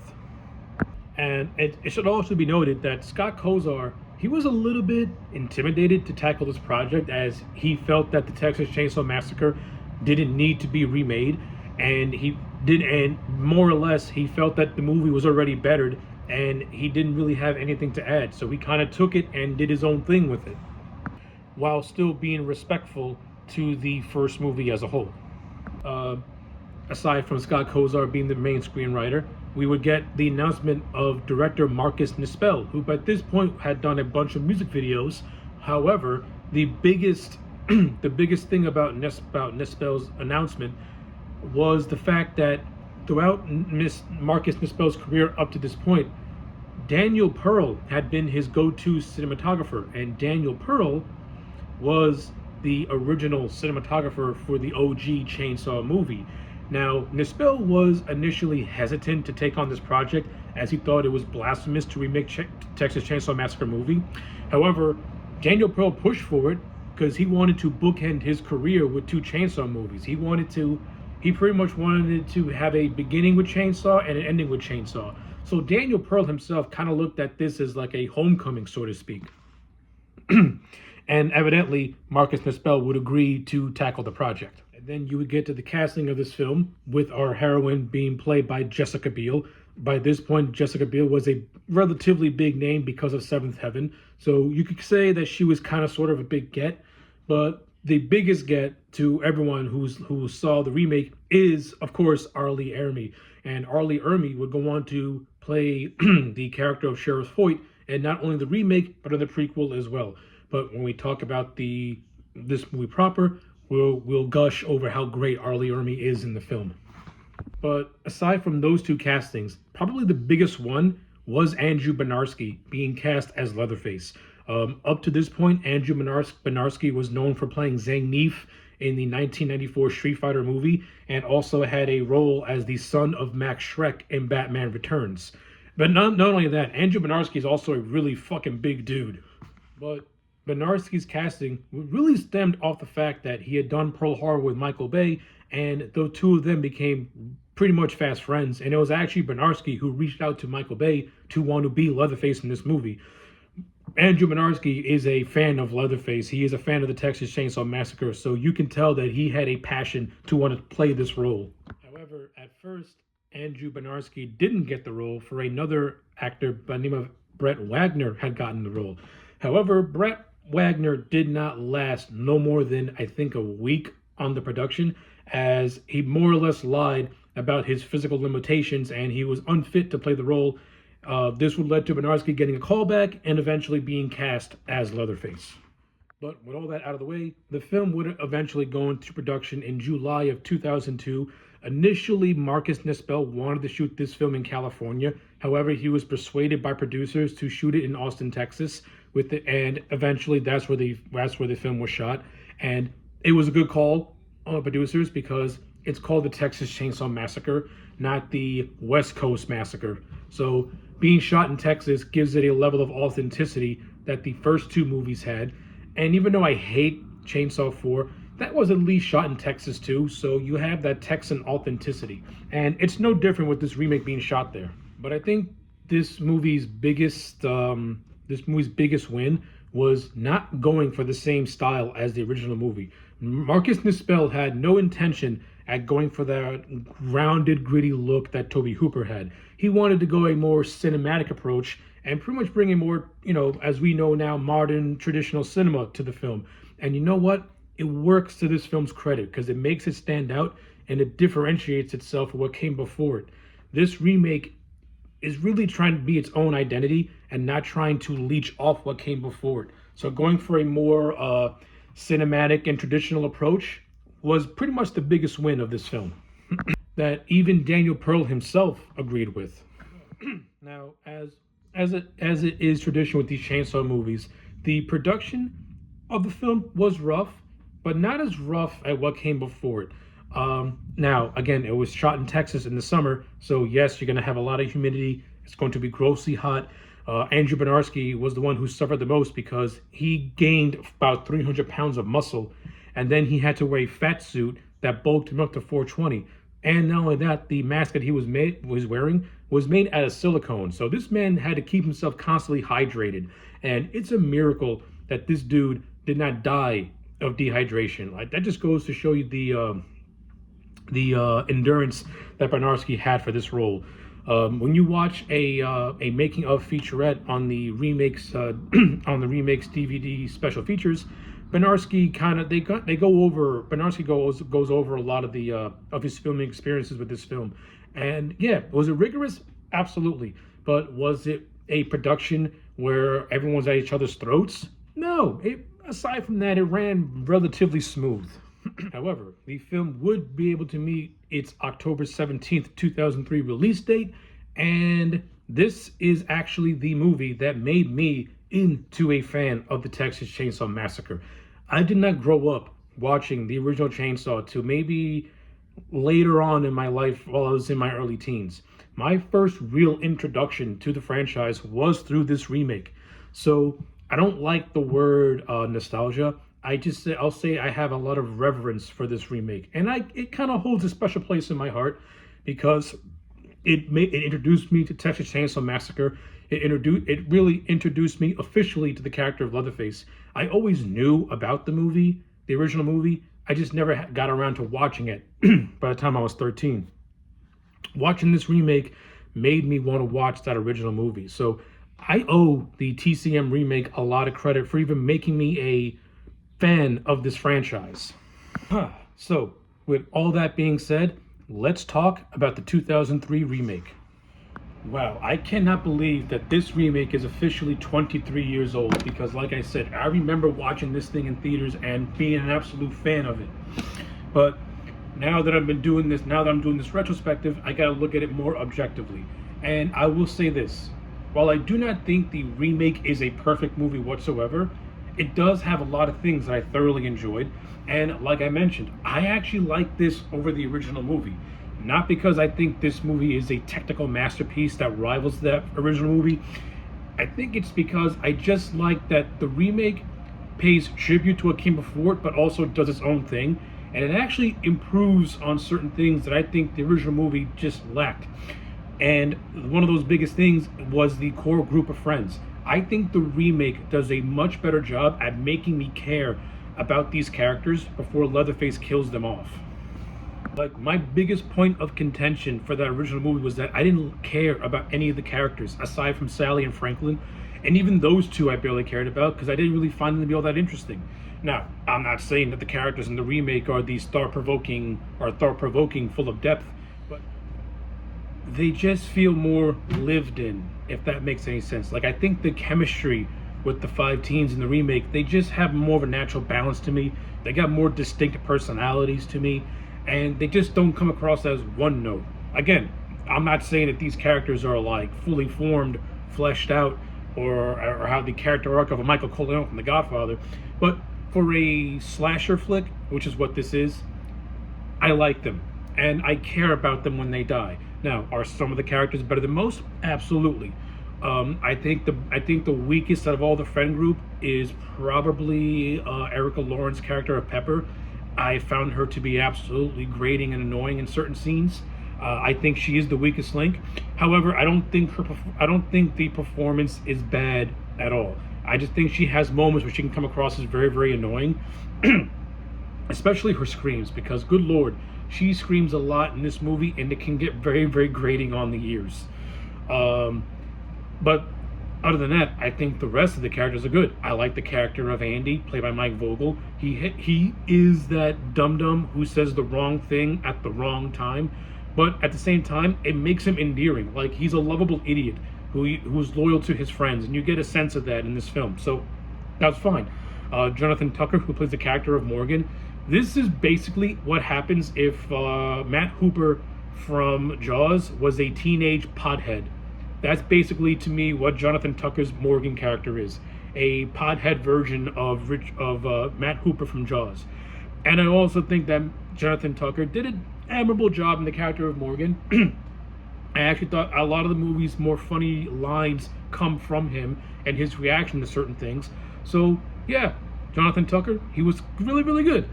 You have Eric Balfour, who plays the character of Kemper. He's the leader of the group, and he essentially is the Janet Leigh of the group. So one of the things I do like about the remake is how it kind of subverts your expectations. So when this movie begins, we are led to believe that the Kemper character is the leader, is going to be one of the final survivors as this film progresses. But to this movie's credit, it actually takes him out within the first 30 minutes. Like, he's the first character to go by Leatherface. And I like that. That's a nice little homage slash tribute to Alfred Hitchcock's Psycho by setting up a main character and then killing him off just as it's about to get going. So it creates this whole thing that no one's going to be safe, which I like. However, you have Jessica Biel in this film as as our main heroine, Erin. So you get the sense from the second she's on screen that Erin's going to go all the way to the entire length of this film. Like, it's no secret that it's going to happen.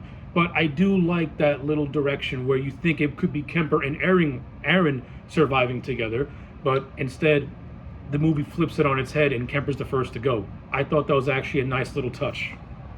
I also like the fact that this movie, it doesn't take forever to get going. Within the first 10 minutes, they pick up the hitchhiker, who is played by Lauren German. And to Scott Kozar and Marcus Nispel's credit, they did not even attempt to try and recreate what Edwin Neal did as the hitchhiker in that original movie, because they knew that was never going to get replicated. Like, Edwin Neal slammed the door shut on how to play a crazy hitchhiker, and they knew they weren't going to recreate it.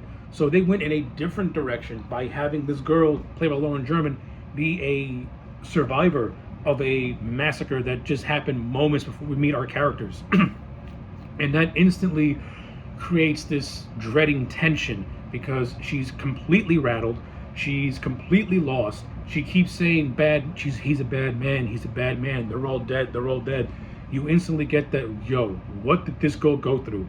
And the biggest payoff is where she pulls a gun out of her cooter and blows her brains out.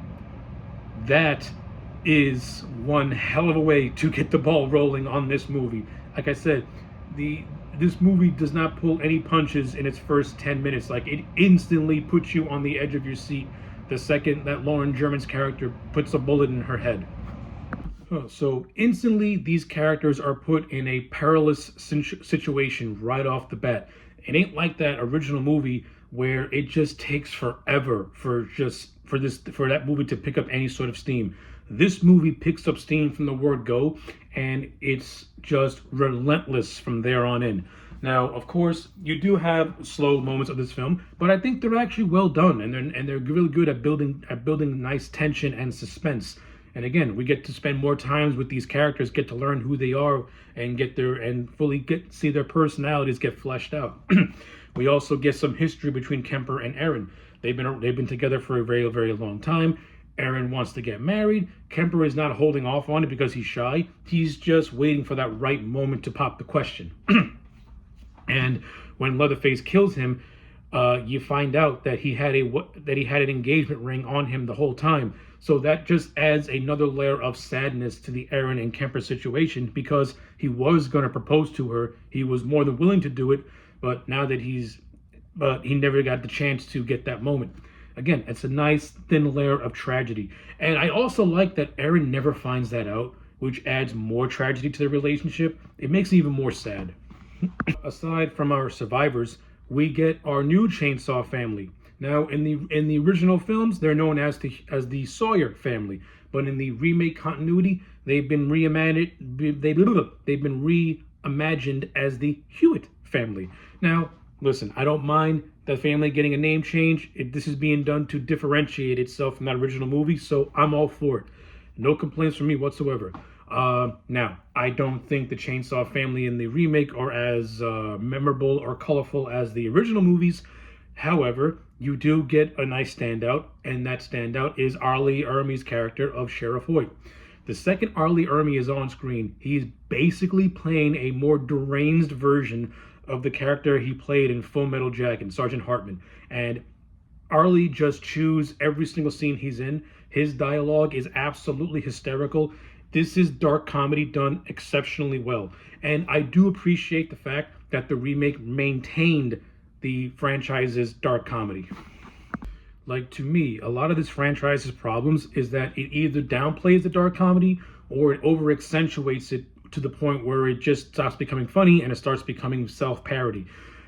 As I said before, when Tobe Hooper did it in part two, he did it with the intent to make it over the top and ridiculous. When Kim Henkel did it, it almost felt like he was just throwing shit against the wall and had no idea what direction he wanted to go in. See, that's the difference between when you play with comedy in this franchise. You have to know exactly what you're doing with it, or else it's going to go off the rails. And when you watch 2 and 4, you see the night and day difference. And then you get this fifth entry, which is a nice even ground. You have a dark, gritty tone, but at the same time, you have that dark, borderline satirical element with the dialogue from the Sheriff Hoyt character that balances out. And one never overshadows the other because the screenwriter Scott Kozar and director Marcus Nispel, they found a nice even ground to mesh those two where it felt connected, which I think was this movie's biggest strong suit. And then you have other characters like Luda May and Old Monty. They fit their roles for what they're supposed to do. They're basically supposed to be a composite version of the cook, with Luda May running a gas station on the side of the road, and Old Monty kind of watches over the house. It's basically Drayton Sawyer just divided into two parts. So that is what it is. I have no complaints. However, the main event and the character that is going to get the most is Andrew Bernarski's portrayal of Leatherface, who in this movie is named Thomas Brown Hewitt. So I'm just going to say this. Andrew Bernarski brought his own thing to the table when portraying Leatherface in this movie. So Gunnar Hansen, his version of Leatherface is more or less portrayed like a guard dog who is trying to protect his house. The Leatherface in this movie, he is somebody who is completely under the influence in his family, he is someone who enjoys what he does, and he only has one instinct, and that instinct is to dismember for his family. But not only that, there are a lot of stark differences as well. Like in the original films, that version of Leatherface, he's constantly abused by his own family. This version of Leatherface, not so much. He's kind of nurtured by his own family. They kind of influence his decisions in a little bit of a way. And I think a lot of that has to do with the backstory, the implied backstory of him having a skin disease and being bullied since he was in school. I mean, yes, to an extent, it's Scott Kozar doing a copy and paste of Jason Voorhees. So they kind of run very, very similar to one another. And the only difference is that Leatherface has the family that surrounds him. So I can get how that can be a point of contention for a lot of people. Like they find this to be Leatherface Voorhees and not Leatherface himself. Me personally, there's enough here where this version of Leatherface, yes, he does have familiar strands with Jason, but still stands on his own. Because at the end of the day, Leatherface is a human, and this Leatherface is much more visceral, is much more intense, and has much more tenacity to him. So I love it. And not only that, Andrew Bernarski just brings a physical presence to the role. Like you get the sense that this man is out to hurt these people, and it works for me. It does a great job at making every scene he's in put you on the edge of your seat. Like I said, his opening kill with Kemper is a perfect introduction, and you have a nice homage to when he slams the iconic steel door, and then you just start rolling from there, where he chops off the Andy character's leg with the chainsaw, and actually a really cool scene where Andy's running through the backyard and he has to go through all these white sheets, and then Leatherface is hiding, and then saws his leg off. A really cool scene, very well done. You have the scene where he attacks Pepper and Aaron while they're trying to hotwire the car after the sheriff had sabotaged it and was pretty much just scaring all these kids out. Particularly the memorable scene where he's interrogating Morgan in the van, which is a great scene, by the way, and Jonathan Tucker and Arlie Army. That scene is so well directed with suspense and tension. You just have to see it. It's so good. And both Tucker and Ermi, they have some very understated chemistry in that scene. Like you can really get the sense that you're in fear for Morgan's life because you don't know what Sheriff Hoyt's going to do, but you're waiting for him to do something. Probably the best directed scene in the whole movie. What else? Man, this movie is just full of just really gnarly, cool stuff. Like you have the scene where Leatherface is wearing the face of Kemper as he's chasing Aaron, which is just grotesque. Yeah, really, really cool. Yes, a lot of the chase scenes in this movie, they do drag on for a long, long time, with Erin going from location to location to location. She goes to a trailer house where we see this character called the Tea Lady and this other character who's named Henrietta. She gets drugged, then she goes to the Hewitt house, then she's in the basement of the Hewitt house. She sees Andy, who at this point is just begging for a mercy killing. He has no leg. He's bound to a meat hook. He just wants to get it over with and die. You have this other character. Then you have this character, this little kid character who's called Jebediah, who is introduced earlier in the film when the characters visit the old Crawford mill. He's trying to lead Erin to safety after she rescues Morgan, who was being tortured in this basement. They hide in a prairie house, which is actually another well-directed scene that's full of suspense. It also ends with Morgan's demise. Then you have the whole meat factory scene where Erin's hiding in a bunch of cow carcasses, trying to evade Leatherface the best way she can. But it does have a satisfying payoff where she takes a meat cleaver and hacks off his arm. And then you get to like the last 5 minutes where Erin now is a hitchhiker. She is acting all just rattled like the girl that she met earlier in the film. She gets picked up by a truck driver. He happens to take her to the gas station. No, the truck driver is not revealed to be a secret family member. It just so happened to be this is the only gas station in this rural area. But essentially it ends with Erin saving this baby that the Hewitt family had kidnapped previously, and she hotwires a car. She kills Sheriff Hoyt. We then see a one-armed Leatherface kind of pseudo attack her and then try to do a chainsaw dance, but that doesn't really happen. But yeah, that's more or less how the film ends, with Erin driving to safety. And I do like how this movie is bookend with opening narrations. So John Larroquette makes his triumphant return to the franchise, and he gives a narration that is very, very similar to the original movie, but also adds the context of the remake, expanding on the whole Hewitt lore. And then it's bookend again with footage that was shot as cops investigating the Hewitt house, then being attacked by Leatherface. So I like that bookend. That was actually pretty cool. So just to give some more final notes on the remake, in terms of production stuff, I think Daniel Pearl's cinematography of this film is absolutely great.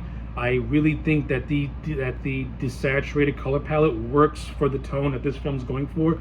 It has a very cinematic feel.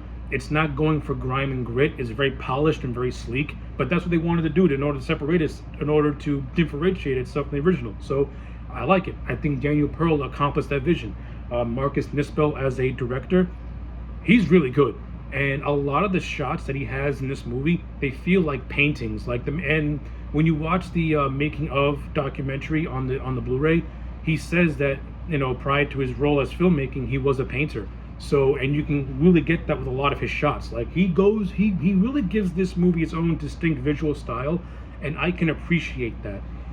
I think that the special makeup effects by Scott Stoddard and his team is actually really, really well done. The look of the Hewitt house, which is like this big plantation house in the middle of Texas, is awesome looking. It's foreboding, yet it's foreboding, and it just has like that neo-gothic look to it. So it's so cool. The look of Leatherface's basement lair, it's grimy, it's gritty, it's dirty, it's nasty, and it's the total place where you know that that's what he calls his home. And I love the look. It's great. I also like the look of Leatherface himself, which is a nice 2003 update of the 1973 look. So no complaints with that whatsoever. Yeah, so aside from all that, I don't really have a whole lot of negatives. Like I said, the only negatives I have was that while I do think the friend group in this are much better written and much more fleshed out, some personalities are stronger than most. The Hewitt family, with the exception of Leatherface and and Sheriff Hoyt, they're not all that memorable, but they at least fit their roles and what this movie needs them to be. So for that, I can give it. I can excuse it. In terms of everything else this movie has to offer, listen, the Texas Chainsaw remake didn't invent the wheel on how to make a horror movie, but it was good for what it is and for what it brought to the table. And for that, I'm going to give the 2003 remake a solid 8 out of 10. It is the same grade as that first movie, but I'm gonna put this above that first movie because this movie just has more things that I liked about it. And yeah, if you disagree with my thoughts on this, perfectly fine. To each his own. I'm not taking a piss all over that original movie because I do like it. I just prefer this one over that one because I think this one just has more going for it. Whew. So, with all that being said, this film would get released on October 17th, on October 17th, 2003, on a budget of 9.5 million, and it would go on to gross 108 million worldwide, becoming a landmark success, the highest grossing movie in the entire franchise. And this movie is what kicked off pretty much the early to mid to late 2000s remake horror boom period, where just studios were just remaking classics left and right. A lot of that is built off the back of this movie being such a success. Now, when it comes to Platinum Dooms, their remakes, their track record, very hit and miss. They've had some that I thought were really, really good, and they had a lot that absolutely sucked. And then you have other studios tackling remakes, like with Halloween, The House of Wax, so on and so forth. So yeah, a lot of the 2000 remake boom was built off the back of the Texas Chainsaw Massacre being such a monumental success, and deservedly so, because the movie earns the praise of the fans. And I don't think that this movie deserves the hate that it gets. I think that is so disingenuous. And I think because it has the stink of being called a remake, your mind instantly tells you not to like it, which, come on, man, grow up. It's okay for a remake to be better than the original. I love Cape Fear, both the original movie and the Scorsese film. I think the Scorsese film outshines that original movie by a landslide. Again, I love them both, but I prefer the Scorsese film. It's okay to like a remake over the original. It's not a crime. And to tell you the truth, I think the people that bash this remake just overhyped the original movie too much, and maybe that's really skewing my thoughts on that original movie, is because I do think people hold it maybe in too high of a regard, that they kind of let it blind them a little bit. Now again, it's just my thoughts on that. Others can reflect it, others cannot reflect it. I'm not going to hold it against you. We're entitled to think what we think. But in closing, I do think that the remake pretty much gave the franchise its balls back. It gave Leatherface his manhood back, because when you watch what came before with The Next Generation, this franchise was pretty much down the shitter. And then this movie came out, became a big box office success. It pretty much put respect back on the TCM name and put respect back on Leatherface's name. And it would be 3 years later, in the year 2006, where a second installment into the remake timeline would be released. However, it wouldn't be a sequel, it would be a prequel.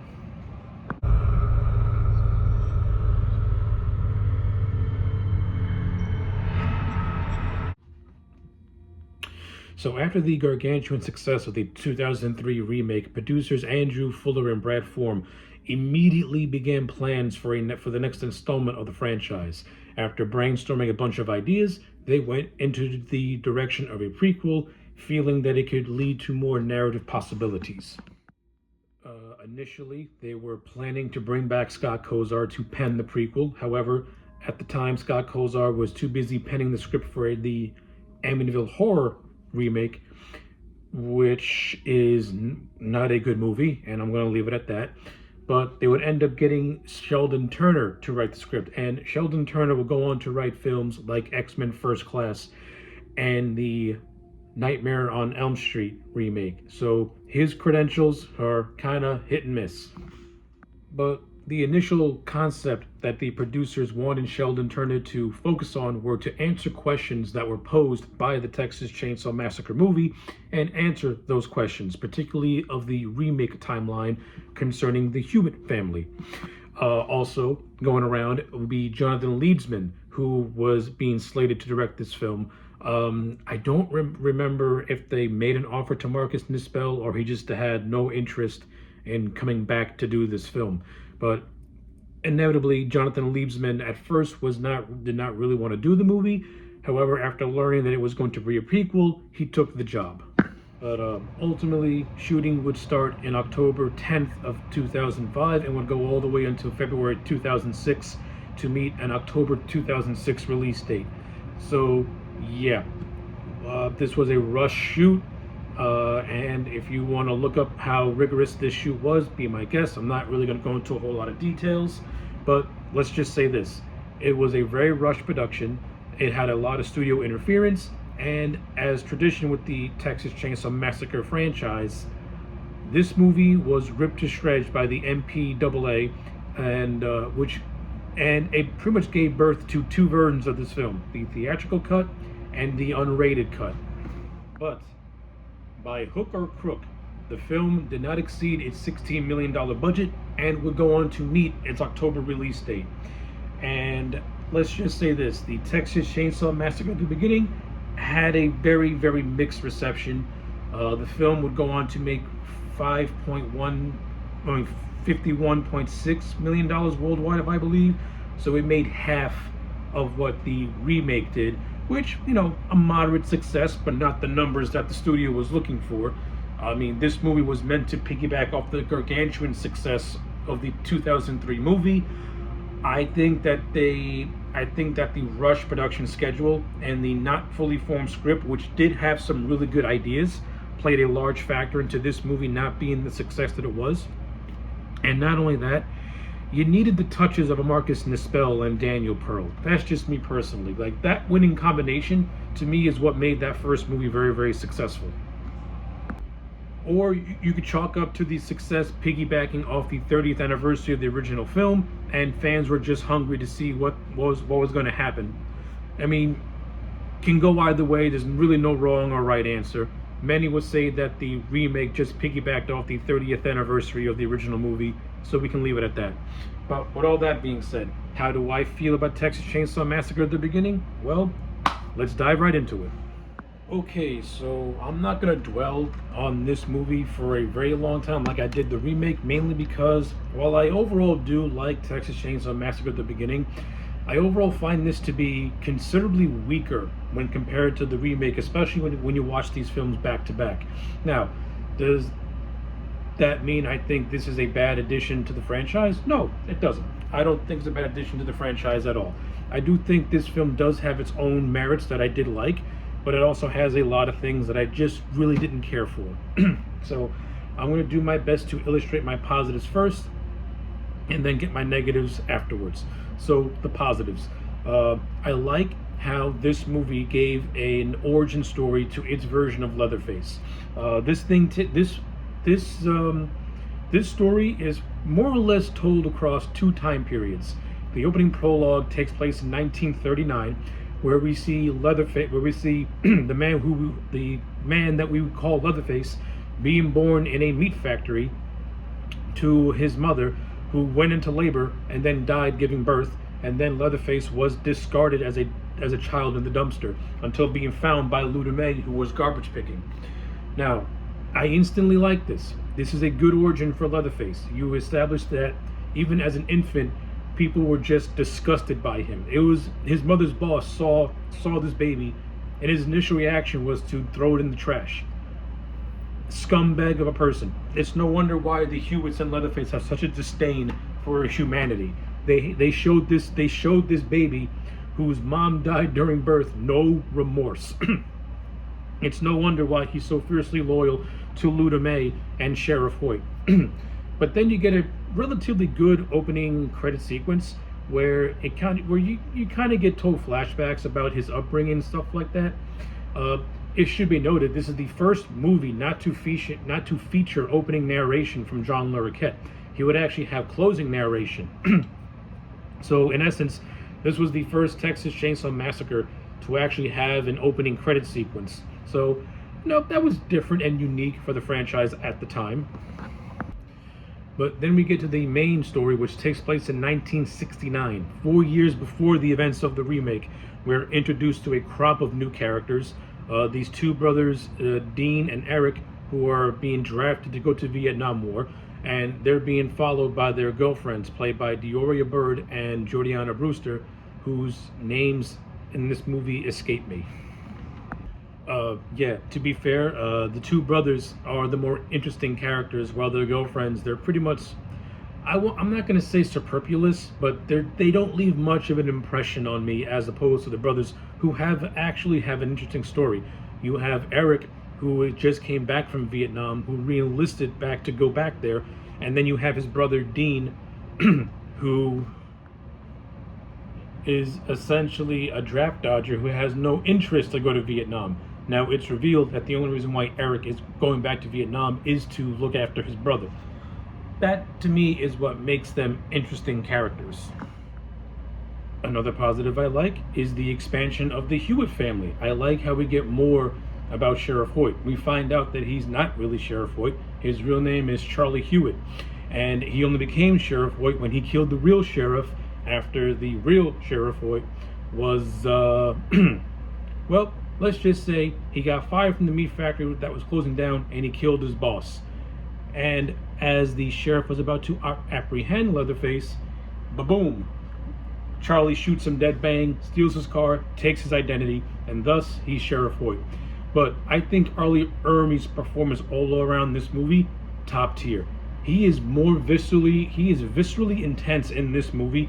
He legit has scenes that outshine what he did in the remake. Like, Arlie Ermey brought his A game from this movie and he crushed it.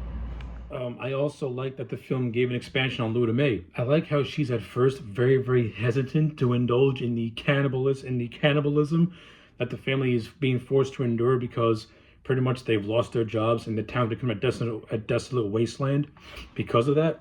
So I like how she's hesitant, but eventually she gives in. I like how we get to see old Monty when he still has the use of his legs. And I like how in this movie it explains how he lost his legs. Well, a biker infiltrated the house looking for his girlfriend. He shot old Monty in the leg. And then old Sheriff had Leatherface even the balance by chopping old Monty's legs off with the chainsaw. So it's gruesome, but also has a dark sense of humor to it. Another thing, this film, I'm going to harp on this a lot when I talk about Texas Chainsaw Massacre. To me, these movies work the best when they mix the dark humor and the horror, because this franchise was just built on dark humor. Even though it does have a very dark and serious tone, you still have those moments of just gruesome humor, which I appreciate. However, I think that this movie's best scenes is the first dinner scene that Sheriff Hoyt has when the family indulges in their cannibalistic ritual. Now, one of the things I didn't mention in the 2003 remake is that it featured no dinner scene and was the first Chainsaw movie to do so. This one features two big ones.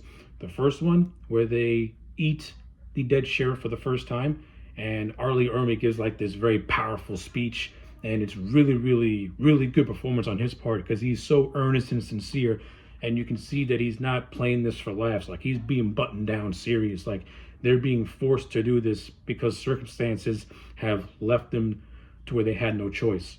Great scene, great monologue, awesome performance by a seasoned actor that knows what he's doing and knows how to command his presence.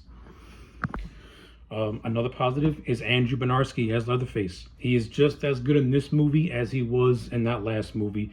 I don't really have much to add in terms of that. He's just really good. He's very visceral, he's very intense, and he just comes across as physically imposing. He's a good Leatherface, I'm not gonna lie. And I do think that he has some of his best kill scenes are in this movie. They're very gory and very graphic. That's both a pro and a con for me. So the reason I have a lot of contention when it comes to the gore in this movie really is because of Jonathan Liebsman. I don't think Jonathan Liebsman did a bad job directing this film per se. There were certain scenes where I thought he did a pretty decent job, which are those dinner scenes and the monologues that he allows to breathe. And any scene involving Arlie Ermey, you can tell he took the time to let those scenes breathe and play out.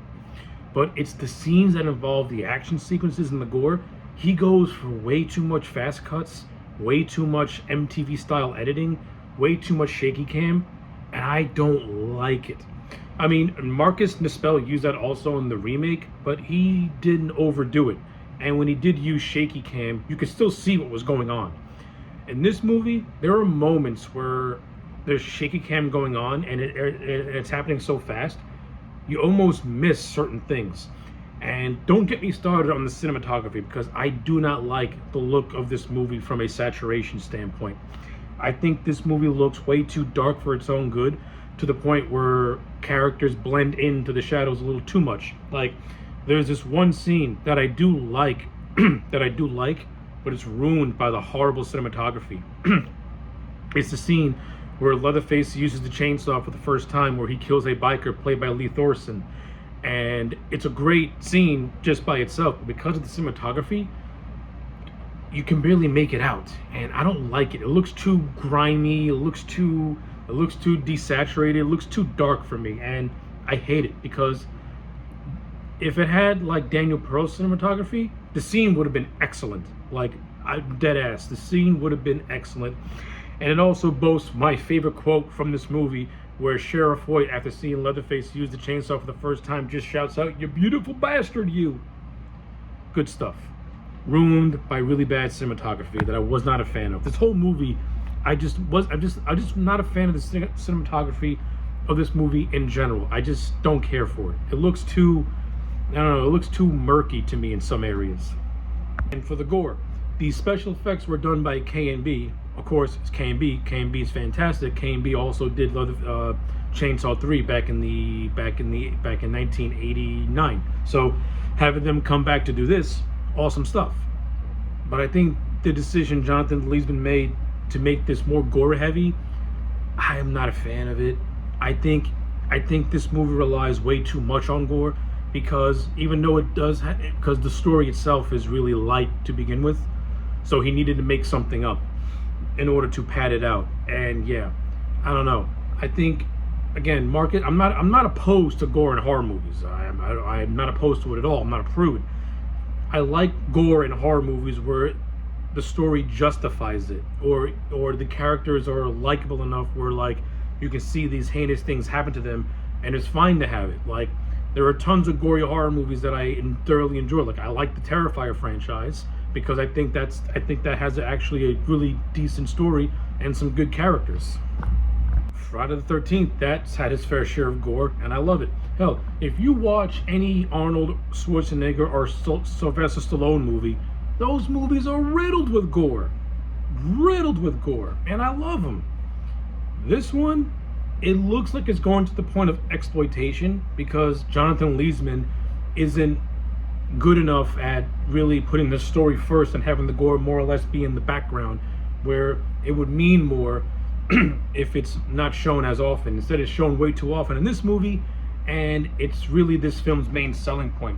And I kind of think that's why this movie didn't make a bigger splash than it did, because it went more gore heavy and not story heavy. Not saying the 03 remake was heavy on the story, it wasn't, but it had a nice balance. This one did not have a nice balance, is what I'm trying to say. But again, there are certain gore scenes that I did like. Again, I like when Leatherface kills the biker for the first time with the chainsaw. Great scene. I really like the scene where he kills where he kills Matt Bomer's character in his little basement torture chamber, and then he skins his face. Like, that was a great scene. I mean, I hated the shaky cam in the editing for it, but it was still a good scene nonetheless. And I like that the character of Eric's face pretty much was the prototype of the mask we would get in the 2003 remake. That was a nice touch. I really like that a lot. I also like the scene where Dean, who, after being tortured by Sheriff Hoyt and gets caught in a bear trap, comes to see his girlfriend dead on the dinner table. He then attacks the sheriff who tortured him and his brother earlier on in the film. I like the scene where he pretty much does a reversal on the push-up scene that he was forced to do, where he's slamming Hoyt's head on the porch. And this is the origin on how the sheriff lost his teeth, as you saw in the 03 remake. Like, that was good. I liked it. And good for Dean to get a little bit of a comeuppance, because 5 minutes later he gets killed by Leatherface. Yes, if there's a major positive thing I could say about this movie, is that no one survived. This movie has the most nihilistic ending in the Chainsaw franchise, and I love it. Then again, it is a prequel, so it wouldn't make sense for any of these characters to survive. But the fact that Leatherface gets the win in the end, I like it. Very few horror icons are able to win at the end of their respective movies. Leatherface got a win, so that's cool to itself. But yeah, I think that pretty much covers my thoughts on Texas Chainsaw Massacre at the beginning. When all said and done, I still enjoy this movie. I don't hold it in high regard as I do the remake, which I think is a far superior film just from a technical standpoint and an acting standpoint at that. But I think this movie does have its own merits. You know, it is good for what it is. You know, Jonathan Liebesman as a director, he's no Marcus Nispel, and to me, Jonathan Liebesman doesn't have a distinct style that he gives this movie, as opposed to Nispel, who definitely gave that remake a sense of style and a sense of just like morbid beauty. This one, it tries to go for more that, you know, grimy, gritty tone of the original film. Like, I give Liebesman credit for that. He does have some interesting, he does do some nice homages to the original movie. Like, there's like the final dinner scene with the Jordana Brewster character, and there are literally certain camera shots that mimic Daniel Pearl and Tobe Hooper, and when she jumps out of the window, it's shot the exact same way Sally jumped out of the window. So I like the homages and respects that Liebesman pays. Those, to me, are those little moments are some of the better directed scenes and some of the better cinematography. But overall, this movie is several steps below in terms of just production quality when compared to the what came before it. But when all said and done, I do respect that it kept that dark, bare bones, just rough and tough tone of the remake, while also maintaining some of that dark humor element. And even though I criticize that this was more gore heavy, and maybe to its detriment it was gore heavy, some of the gore scenes are actually pretty cool, I ain't gonna lie. So with all that being said, the Texas Chainsaw Massacre at the beginning for me is a solid 6 out of 10. It's a decent movie and a nice entry. But from a story and filming quality, you can tell that it was a rush production. And as I mentioned earlier, the box office reflected that, because this movie, while it didn't underperform, it didn't meet the expectations that the studio wanted. Like, they clearly wanted this movie to make the exact same money as the first, or maybe a little bit more. But I think they underestimated that 2003 remake when doing this film. And again, the movie was a moderate success. It made half of what the remake made. But those numbers, in the eyes of Platinum Dunes, was not enough to justify them wanting to continue with this franchise. And I'll say this. I respect Platinum Dunes for taking the L and not wanting to go down that path. Now, many could say that they should have just went for it and did a third movie. If they were to do a third movie, the only logical story you could tell is the story of how Lauren German's character survived her ordeal with the Hewitt family, and have that movie end just as she gets picked up by Erin and her friends. Like, that's the only chapter you could tell in this rebooted in the remake timeline.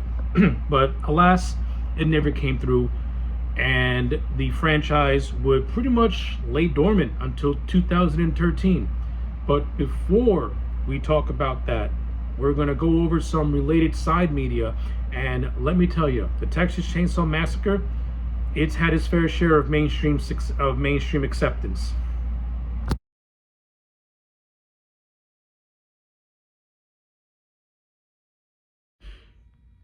Okay, so this is the part of the retrospective, as always, where we take a little break from reviewing these films and talk about side media related to the respective franchise.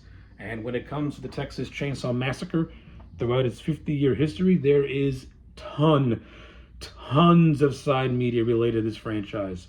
Damn, where do we begin? Well, I guess we could kick it off with the first Atari game that was released in the 1980s. Yes, the first game to feature the Texas Chainsaw Massacre was an Atari game where you get to play as Leatherface. And yeah, if you've seen the Angry Video Game Nerds review of this game, it's as bare bones can be. The chainsaw looks like an elongated dick. It blends in with Leatherface. The landscapes look like shit, but it's primitive at its most primitive. But the biggest takeaway is that you actually get to play as Leatherface. Like, this is one of those early video games where you play as the antagonist, and the only way to get points or win is to kill as many people as you can. So yeah, take that for what it is. Of course, you have the game that was released in 2024, the asymmetrical Texas Chainsaw Massacre game itself. Now, graphically, this game looks beautiful, and I appreciate the fact that it was really based off that first movie, and is more like an expansion of that.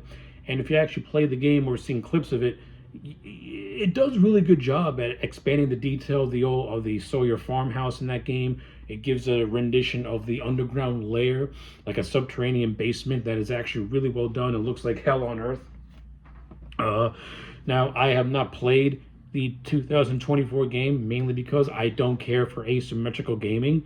But I did see the clips online, and the game did look great graphically. And it was actually pretty cool that Kane Hodder did the motion capture for Leatherface, and they got Edwin Neal back to voice the hitchhiker, Nubbins. So that was cool. The Texas Chainsaw Massacre also had a slew of comic books, if you can believe that. You have tons of comic books that are based in the remake continuity that expand on that lore a little bit.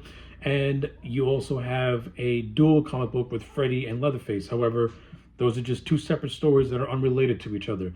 But the biggest takeaway of the Leatherface's venture into the world of comic books is the 3-issue crossover that his character had with Jason Voorhees. And the comic isn't really all that much. I mean, Leatherface and Jason, they only have, I think, maybe 1 or 2 splash pages where they duel. But the overall story of the comic book is that Jason and Leatherface kind of become bros in this thing, and they develop sort of a kinship born out of the fact that they both face some form of abuse, and they become kindred spirits for a little bit. You know, that's a very interesting take. Like Jason, who by this point is an undead zombie, and you have Leatherface, who is still a human, but is also mentally unstable. Jason, when he was alive, was also had mental difficulties.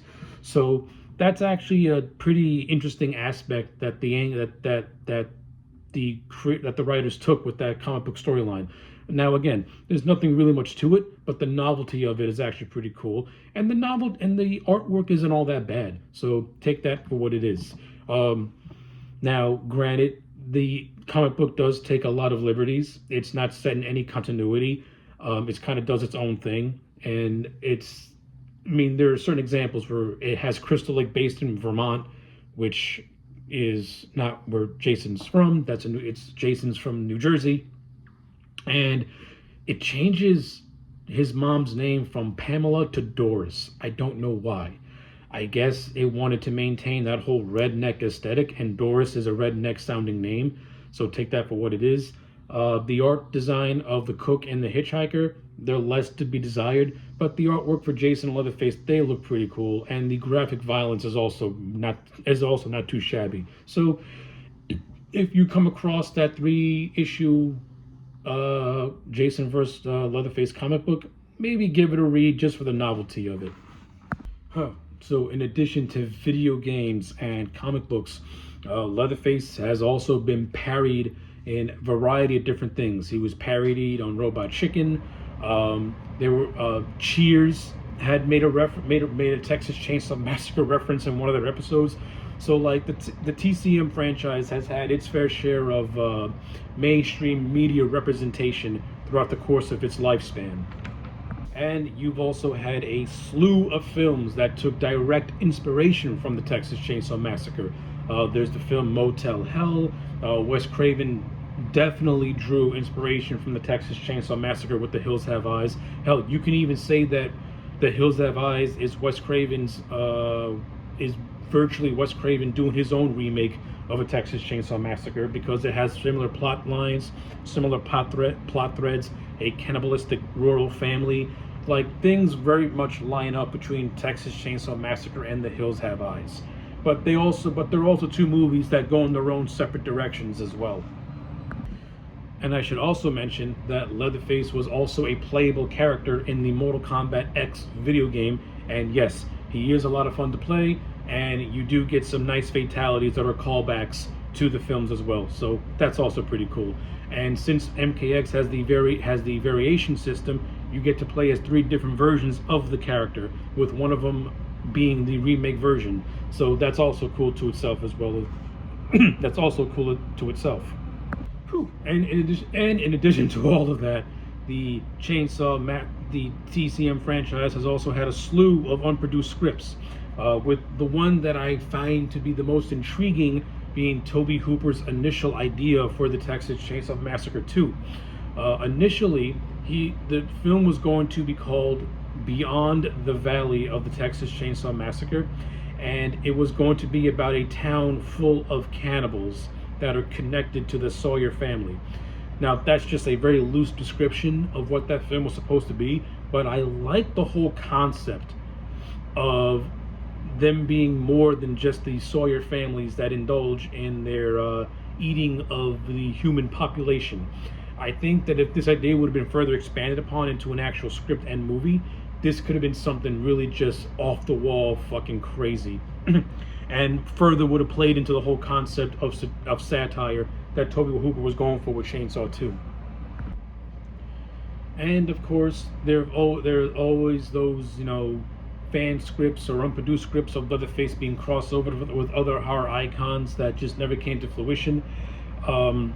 I've only known about some of them. I've never really seen a lot of stories or read scripts about them, but I've heard people float ideas about potentially crossing over Leatherface with one of the big 3. Of course, with Jason being the big one, which happened in comic form. Of course, they're going to do it in live.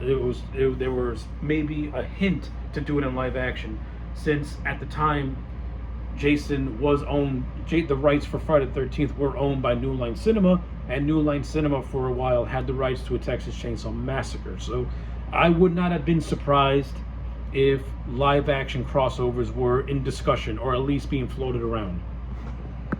But yeah, that's just a handful of things that TCM has dabbled in throughout the 50-year history. Like, this is a franchise that has left its mark on American pop culture, no different than Friday the 13th, Halloween, and A Nightmare on Elm Street. Now, of course, I cannot leave out the unreleased All-American Massacre film that was written and directed by William Hooper, the son of Tobe Hooper. This was a movie that was meant to be a continuation of Texas Chainsaw Massacre 2 in a mockumentary sort of way, in which the character of Chop Top would have survived his death at the hands of Stretch in that movie, and would be incarcerated in prison. And the entire thing was pretty much him escaping prison and wreaking havoc as always. And another fun fact was that famed musician Buckethead had done the musical score of the film and also acted as Leatherface in certain scenes.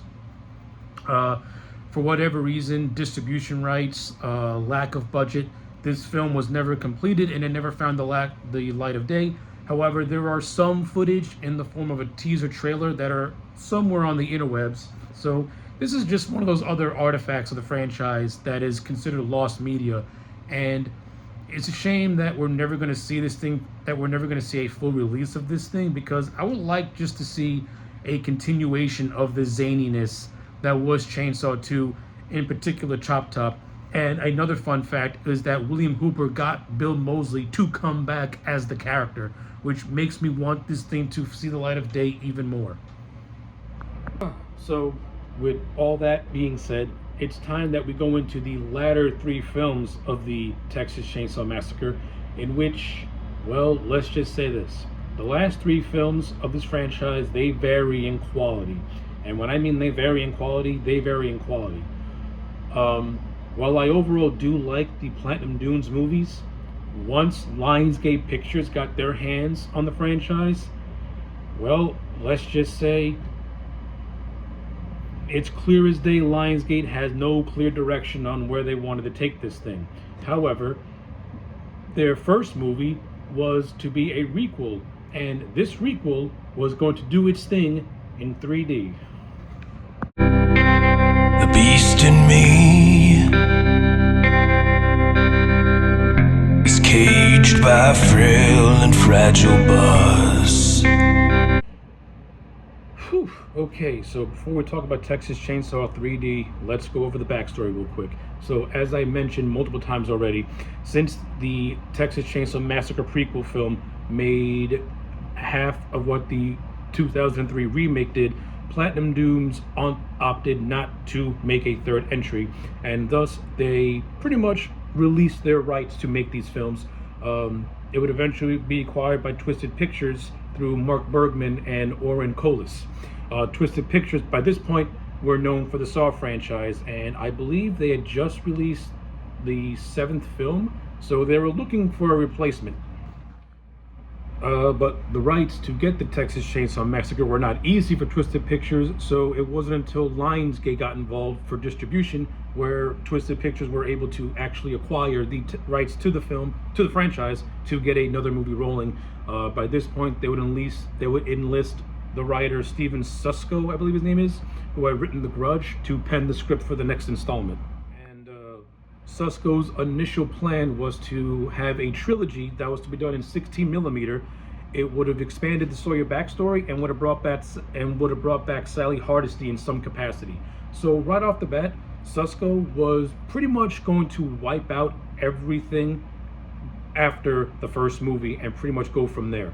Now, I think his initial concept, if he would have had the chance to fully flesh it out, could have been somewhat interesting depending on how he would have did it, but that ultimately didn't come to fruition. However, it was this initial pitch that got Carl Mazzacone on board and also got the attention of Ken Henkel and Tobe Hooper, who were very, very impressed by said pitch. And the concept was going to be that James Wan, Tobe Hooper, and Neil Marshall were going to direct entries in this new trilogy. Now, again, if this would have gotten off the ground, this could have been something very, very interesting. And not only that, just seeing Tobe Hooper come back to bookend his career with a third Chainsaw movie, I would have liked to have seen what Tobe Hooper would have brought to the table in a 2012, 2013 context.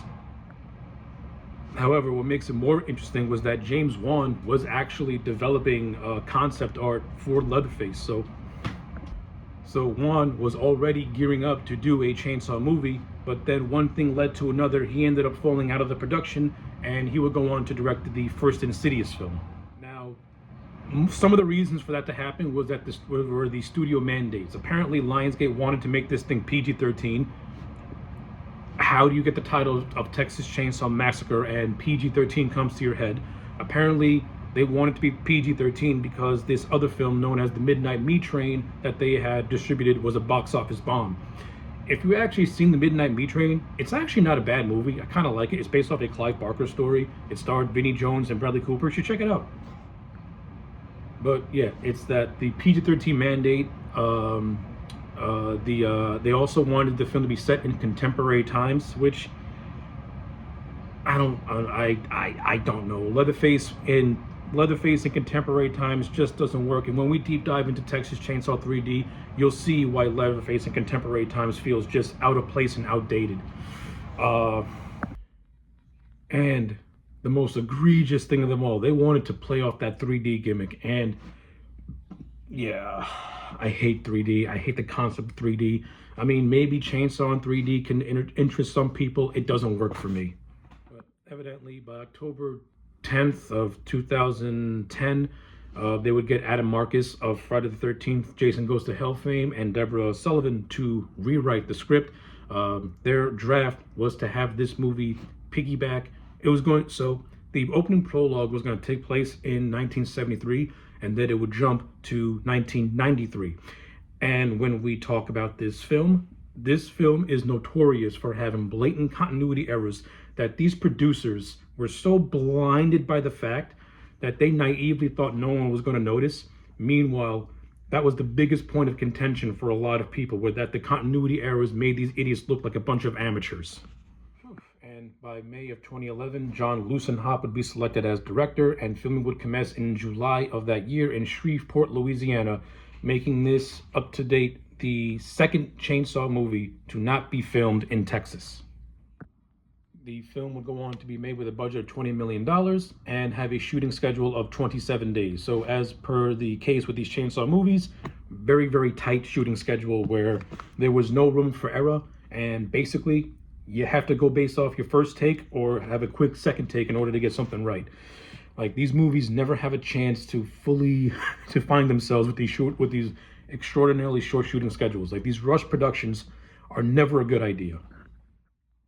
Evidently, post-production would begin in June of 2012 to meet an October 2012 release date, which was delayed due to the MPAA making their mandated cuts, which is per the case, and the film would ultimately find its release date in January 4th of 2013. And it would go on to gross around $41 million worldwide. And a lot of that money is because of the 3D gimmick, because those ticket prices are a lot. So with all that out of the way, let's talk about Texas Chainsaw 3D.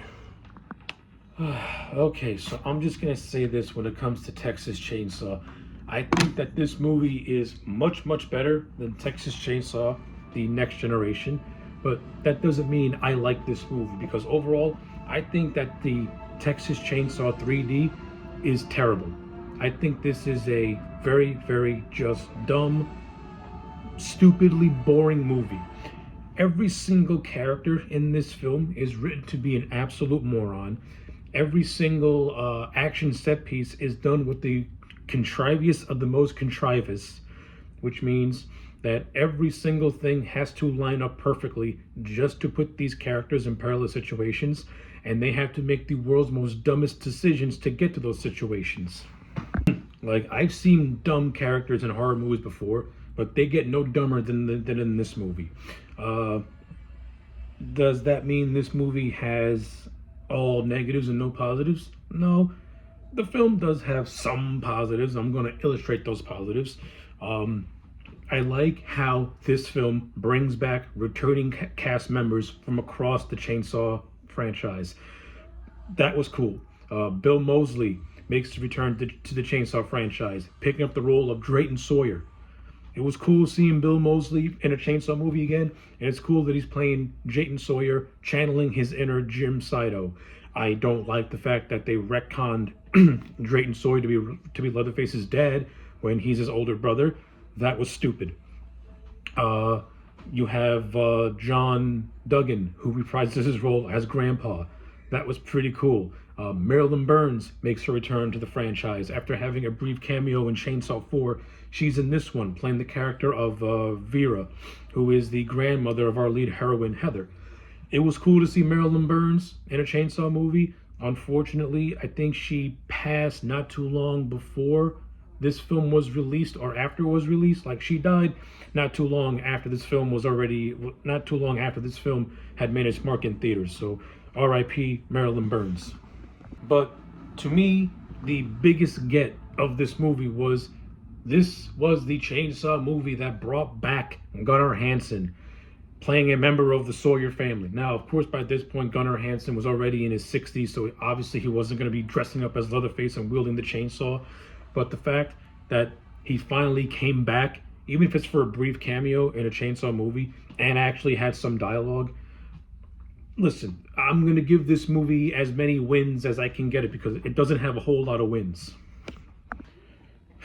So yeah, seeing Gunnar Hansen back in a Chainsaw movie, that was cool to itself as well. I like how this movie incorporated the events of the first movie into its opening credits. So this movie is presented as a requel, meaning it's a direct sequel to that first Chainsaw movie and completely wipes out everything that came after it. So, okay, so in essence, this is the real Chainsaw 2 that takes place 37 years later. This is where we're going to get into a lot of continuity issues. This is where this movie's going to just open up way too many issues, and a lot of inconsistencies are also going to play a factor as well. But I'll say this, I give John Lusenhoff some credit. He did a good job with the opening prologue at making it feel like an epilogue to the original film, because the way the scene was shot and structured in cinematography, it feels like it feels like it's branching off after Leatherface did his chainsaw dance on the highway. This feels like the next logical scene you would get if you watch these films back to back.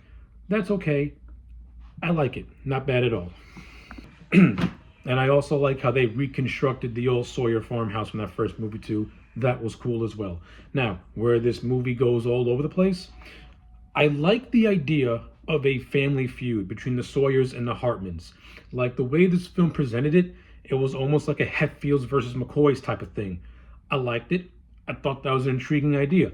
I liked the whole idea of Bart Hartman being the leader of a lynch mob who was trying to burn down the Sawyer home, and you have this sheriff played by Tom Barry named Sheriff Hooper trying to get involved. Now, this is the early 70s, so having a black sheriff in backwoods Texas, yeah, not exactly all that realistic. However, Tom Barry is one of the few actors, and his character is one of the few characters who I actually like, who actually does not make dumb decisions. To Sheriff Hooper's credit, he tries to stop the massacre from happening, but to no avail. So I will say this: I don't really care about how this movie establishes the Sawyers as being anti-heroes. That is so fucking weird. They're a cannibalistic family. They just slaughtered a group of kids, and you want me to feel sorry for these people? No, I'm with the lynch mob. Erase these crazy fucks from history. Like, it doesn't matter if Drayton Sawyer was cooperating with the sheriff and was going to give Leatherface away, who in this continuity, his real name is revealed to be Jedediah. I don't care. It doesn't change the fact that the Sawyers are cannibalistic serial killers. They deserve to be erased. This movie does a piss poor job at trying to make the Sawyers feel like anti-heroes, given the fact that they're crazed murderers who take pleasure in doing the things that they're doing. You're turning the villains into heroes and the heroes into villains, and it just creates one big giant fucking mess. And as the film progresses, it doesn't even come close to fixing that mess.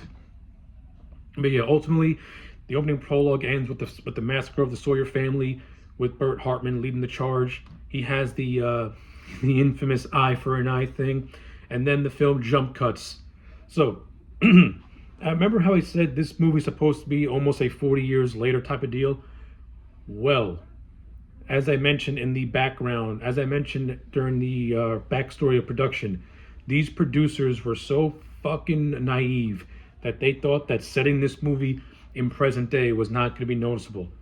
It's noticeable. It's clear as day that opening prologue takes place in 1973.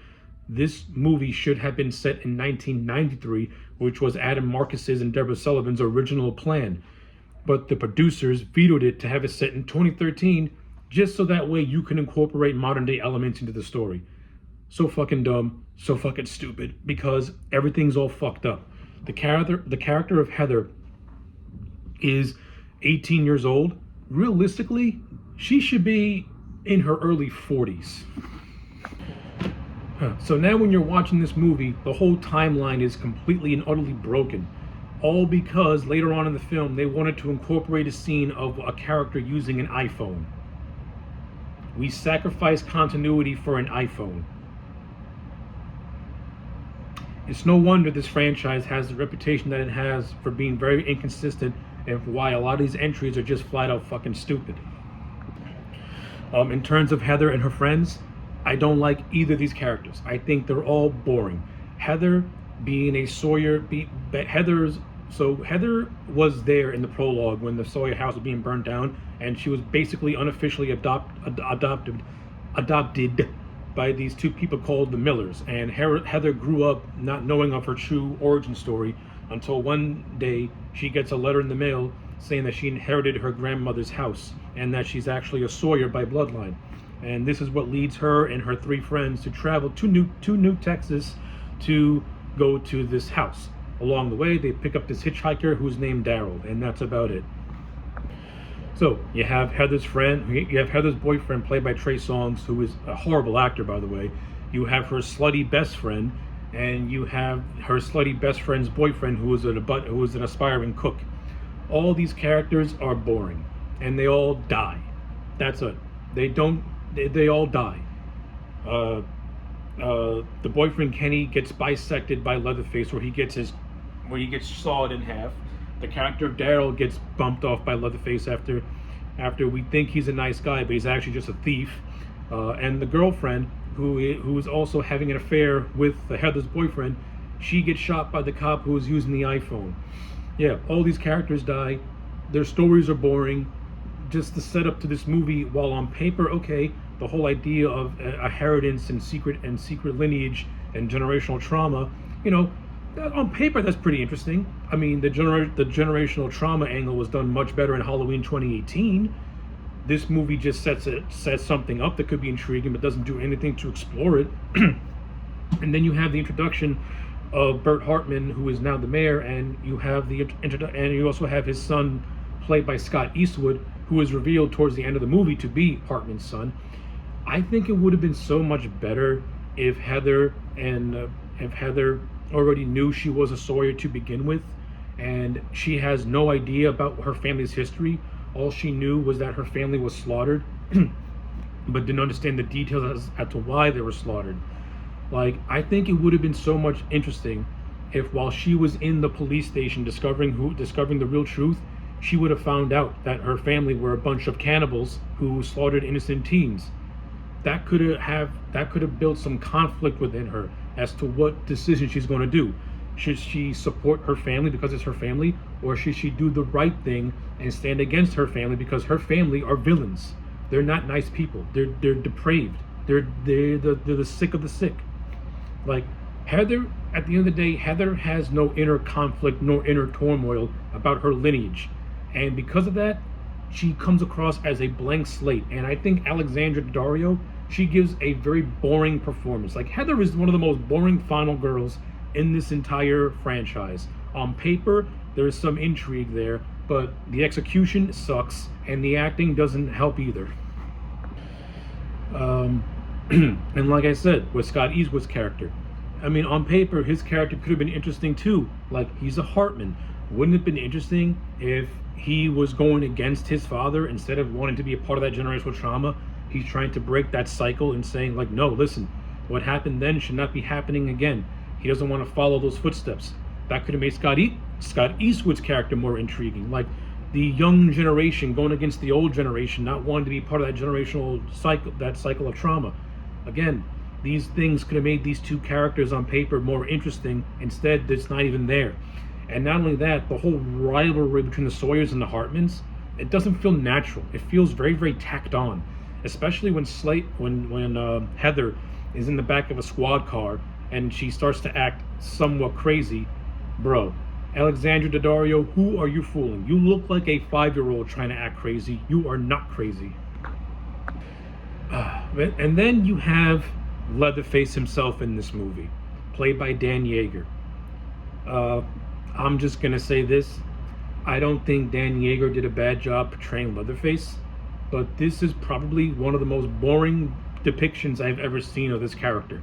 Like, Dan Yeager brings nothing to the table. He doesn't show any of the mannerisms that were established with Leatherface. Like, this version of Leatherface, he feels like a hulking brute. Like, he feels like Jason. He's just killing for the sake of killing. Towards the end, you get some of those things that are known for Leatherface, which is him being fiercely loyal to his family. But it takes a while to get to that, because he just feels like just another mass serial killer, and a lot of the let's say personality traits that come to be associated with the character, they're few and far between until you get to that slaughterhouse set piece at the end. So, well, I don't think Dan Yeager did a bad job. He's no Andrew Bernarski. He's no Gunnar Hansen. He's no R.A. Mihailoff. To an extent, he's no Brian Johnson. Like, to me, those actors all brought something different to the role, but at the same time maintained that, underlying tragic element to the character. Dan Yeager, on the other hand, now again, I'm not going to put all this on Dan Yeager. I think it's John Leichenhop's directing, because from what I remember with articles, the man is not even a fan of horror, and he was never a fan of Texas Chainsaw Massacre. So to me, John Leichenhop does not understand the character of Leatherface, which is why those little nuances are not really to be found in this movie a whole hell of a lot, except from just the bare bones stuff of him having a chainsaw and wearing a mask and cutting off people's faces to make a mask. Like, this movie gives you the bare bones depiction of Leatherface, and it's a travesty. Not only that, when did Leatherface become a ninja? Like, there are literally moments in this film where Leatherface is with you, is like right on your tail, and then the fucking guy disappears like a ninja. Like, are you fucking serious with that? And not only that, why is Leatherface chasing Heather in a very, very densely populated area? There's literally a whole set piece at a carnival where Leatherface is surrounded by a mob of people. That just looks so out of place. It looks out of place. Leatherface looks out of place. It didn't sit well with me. I thought it sucked. And it was just to have a stupid effect of him throwing a chainsaw at the camera for the stupid ass 3D crap. Whew. And then again, then you get the whole scene at the police station where Heather's finding out her origins, and you come to realize that if she would have listened to her grandmother's daughter, Farnsworth, who was played by Richard Riley, who gave her a letter which would have told her about Jed and everything like that, then this whole thing possibly could have been prevented, or at least she would have had a good idea on what or what not to do. If only she would have listened to Farnsworth, this whole thing could have been like prevented. But instead, again, this movie's about characters making the world's most dumbest decisions. But ultimately, it leads to the whole slaughterhouse scene where Bert and one of his friends, they attack Leatherface. They're about to kill him. Then Heather comes in and does the infamous. She does that stupid fucking line, "Do your thing, cuz." That is the line that killed this movie for me. Like that line broke this movie. Like I was already broke watching this movie because it was just just a paint by numbers film that has some interesting ideas on paper but doesn't even come close to exploring them. And then you get that stupid cheesy line, "Do your thing, cuz." And then Leatherface kills Bert Hartman. Heather is now embracing her role as a Sawyer, which comes completely out of left field. And the movie just ends with Heatherface and Leather in the house. And then you get a post-credit scene of Leatherface attacking her adopted family, and that's the movie. Hey. So to put a spin on it, I think this movie, I still stand by the fact that I think this movie is above The Next Generation, though it does have its own problems because it presents interesting ideas but doesn't come close to exploring them. The inconsistent continuity errors are very, very prevalent, and they kind of break the movie because it's clear as day that this thing should have been set in 1993, but it's set in present day, and it just feels fucking weird. All because you wanted to use modern day vernacular in a chainsaw movie, which doesn't work. Like, you setting Leatherface in the present day just doesn't work. He feels so out of place. What else? I mean, I'll say this. I mean, the movie is decently shot. Like, John Lucenhop didn't do an awful job. He did an okay job. The cinematography is okay. The practical effects do look pretty good. But the CG is out of place, and the 3D gimmick is so fucking dumb. But at least it's sparingly used. Yeah. But all in all, to put a wrap on this, I'm just gonna give Texas Chainsaw 3D a 4 out of 10. It's not the most offensive thing you'll ever see. It's not offensively bad. It's just very, very weak when you compare it to what came before. Like, if you watch the remake and the prequel to the remake, those movies are light years better than this. Like, this is the definition of a middle of the road movie, where it doesn't add anything to the character nor the story, and that's basically it. Alright, so as I mentioned, this film would get released in January of 2013 and actually debut at the top of the box office in its opening weekend, which is, it's the January death slot. So this movie being a hit in the death slot compared to what it was going up against, decent competition. I think you had Lincoln and Django Unchained, but those movies had already grossed their respective box offices, so they weren't going to make any more money. So Chainsaw beating them out in the box office, it's more along the lines of, hey, it's a new movie out, so let's watch it. And that's basically the success of this thing. But not too long after this film's release, preparations would be made to continue the franchise, and it would go down the route of yet another prequel.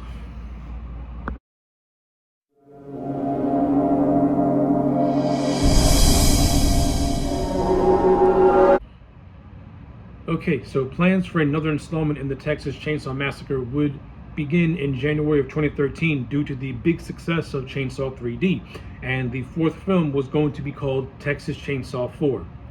Why you're going to call it Texas Chainsaw 4, I have no idea.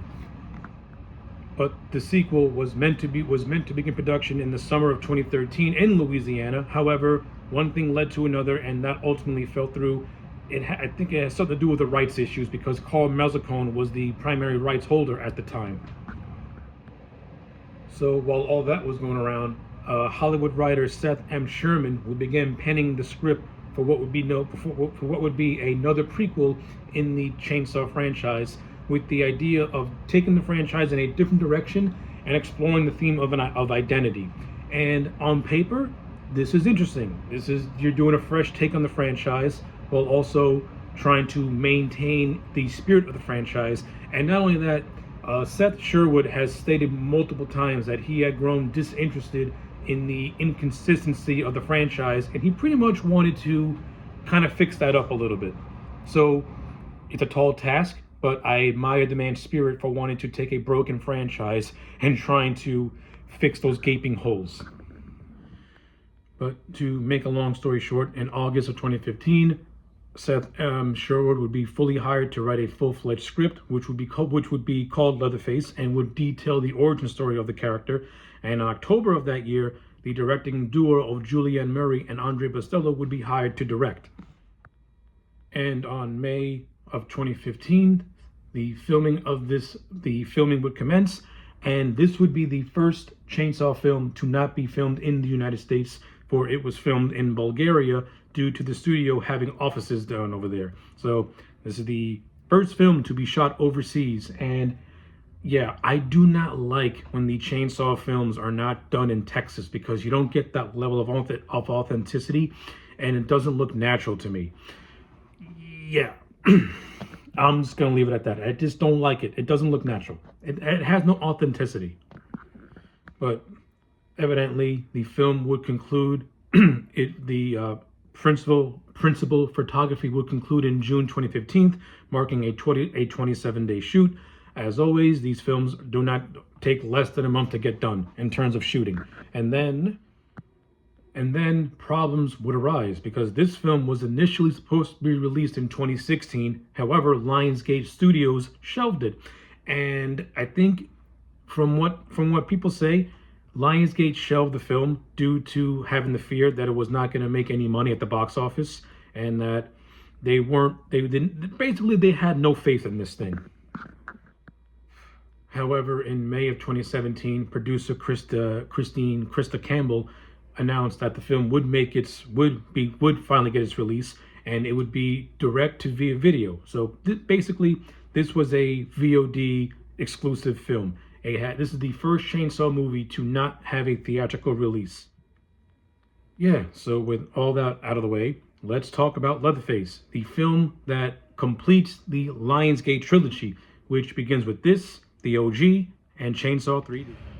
Okay, so while I overall prefer the Platinum Dunes prequel over this one, that's not to say that I didn't like this one. I actually think that this Leatherface prequel is fairly decent. Now, that's obviously not saying a lot, since it's in the same continuity of the original movie in Texas 3D, and I think Texas 3D is just not a good movie at all. But I can appreciate this prequel wanting to go into a different direction by being more of a road trip movie and a character study. I think this movie had good intentions from an overall just setup standpoint. Now, with that being said, I don't think this movie even comes close to realizing its true potential, and I just think that its misdirection is not really well handled. But in terms of other things, I think this movie is okay for what it is.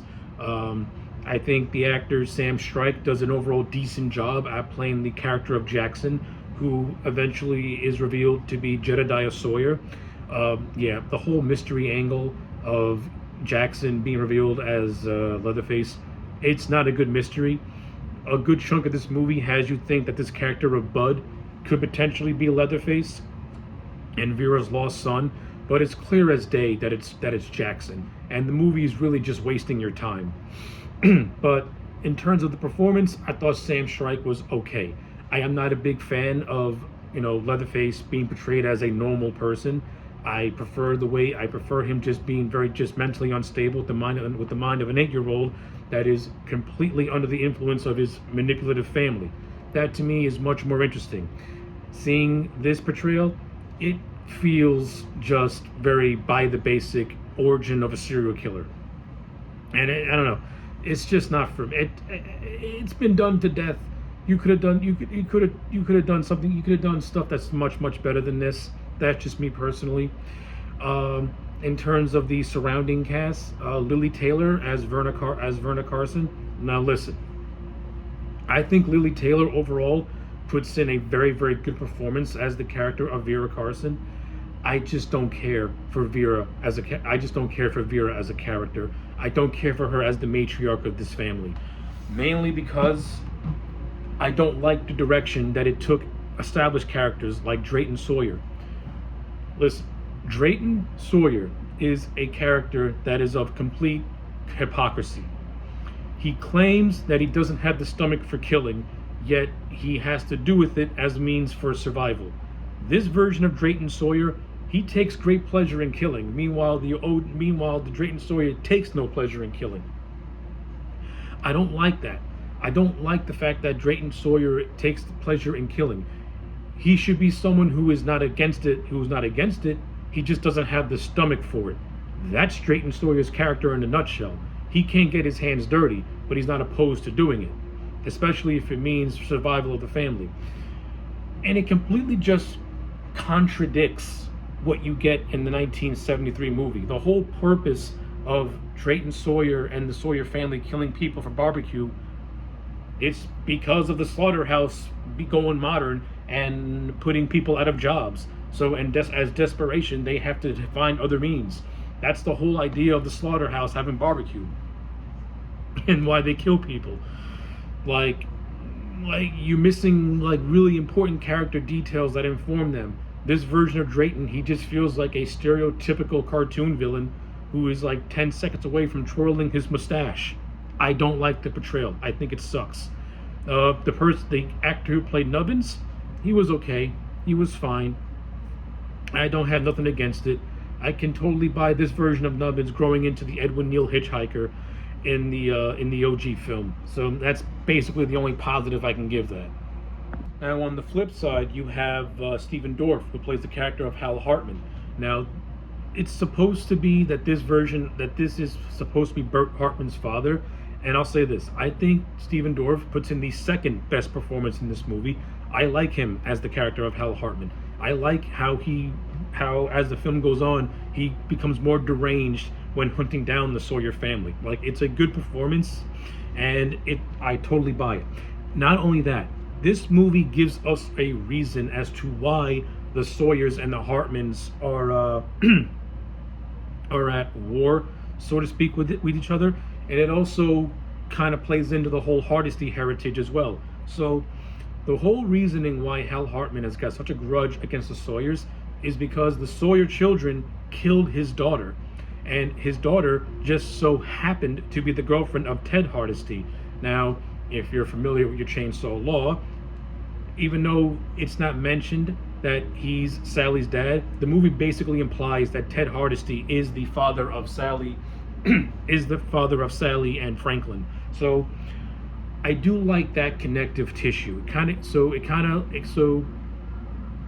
of gives a little bit of it kind of informs that first movie just a tad bit, not by much, but a tad bit.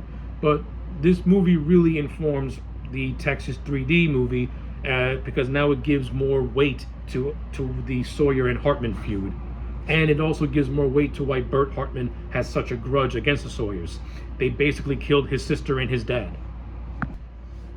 Now, again, I am still not a fan of portraying the Sawyers as anti-heroes. I think that's completely stupid, especially since their whole MO is that they chop you up, cook you up, feed you to people, feed you to animals.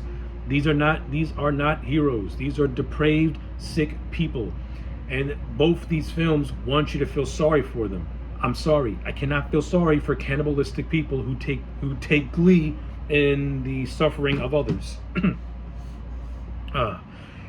But you also can't support the Hartman because he quickly becomes deranged to the point where he just becomes like he becomes just as crazy as the Sawyers. Like this movie has this timeline has no clear cut like hero or anything. It's just bad people doing bad things to each other.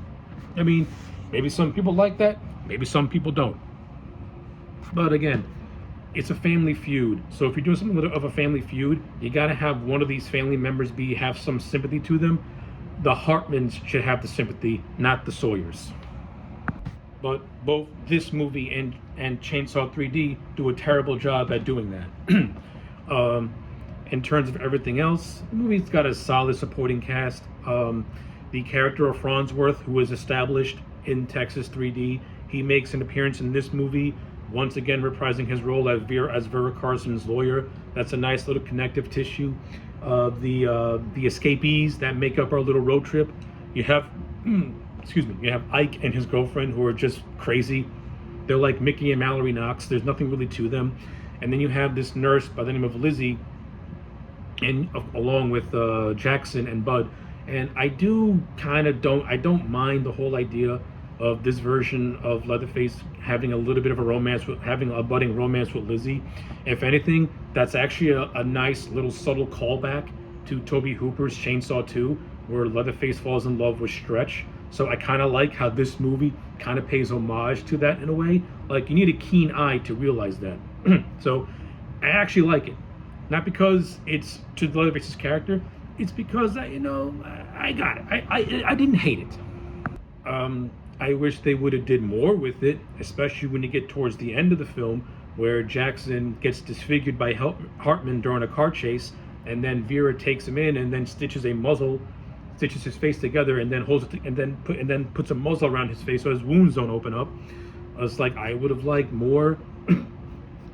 I would have liked more development with him and Lizzie, with Jackson slowly starting to lose his mind. It feels like he loses his mind with no build-up. It's like, how did he go from being, more or less well put together to where he has the personality of an 8-year-old? Like, what happened? It's like, I saw nothing in this movie where he suffered permanent brain damage or anything like that.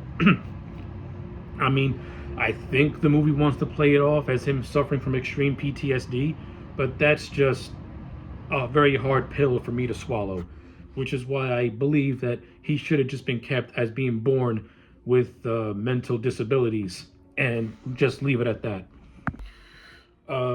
I do think the road trip aspect of this film is one of its more strongest suits, and also it's one of its more weakest suits, mainly because the Mickey and Mallory knockoff pair, they bring this movie down for me. I don't like them. I don't like the character of Ike. I don't like his girlfriend. I feel they add absolutely nothing to this movie.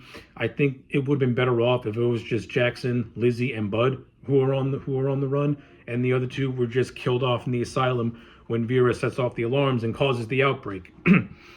I find these two to be completely superfluous, and they actually commit most of the violence in this movie. So these two, to me, nothing characters who don't really add anything to the Chainsaw lore get the most villain time, which I didn't like it. I thought that was a waste.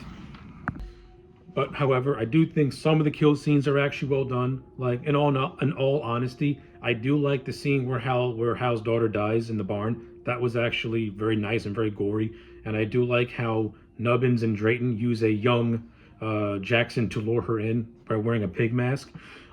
There's this massacre that takes place at a diner. That was pretty fine too. Very reminiscent of Natural Born Killers in a way.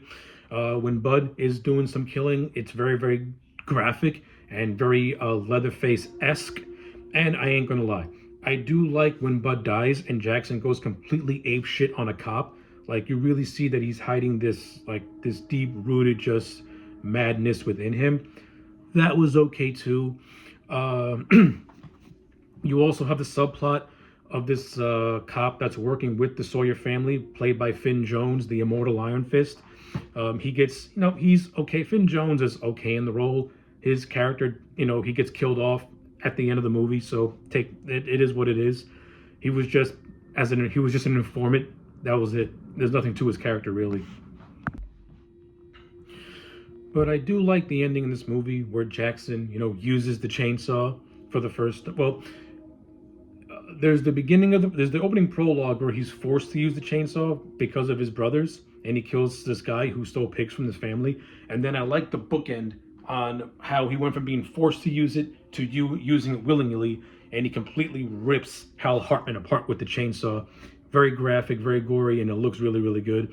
And then I do like the scene where Lizzie is trying to play into Jackson's good side, but the second she disparages Vera, he just uses the chainsaw to decapitate her.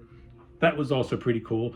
And I also like the last few seconds where he stitches the faces of Hal and Lizzie together, and we pretty much get the first version of his human skin mask. So that was, a nice little touch as well.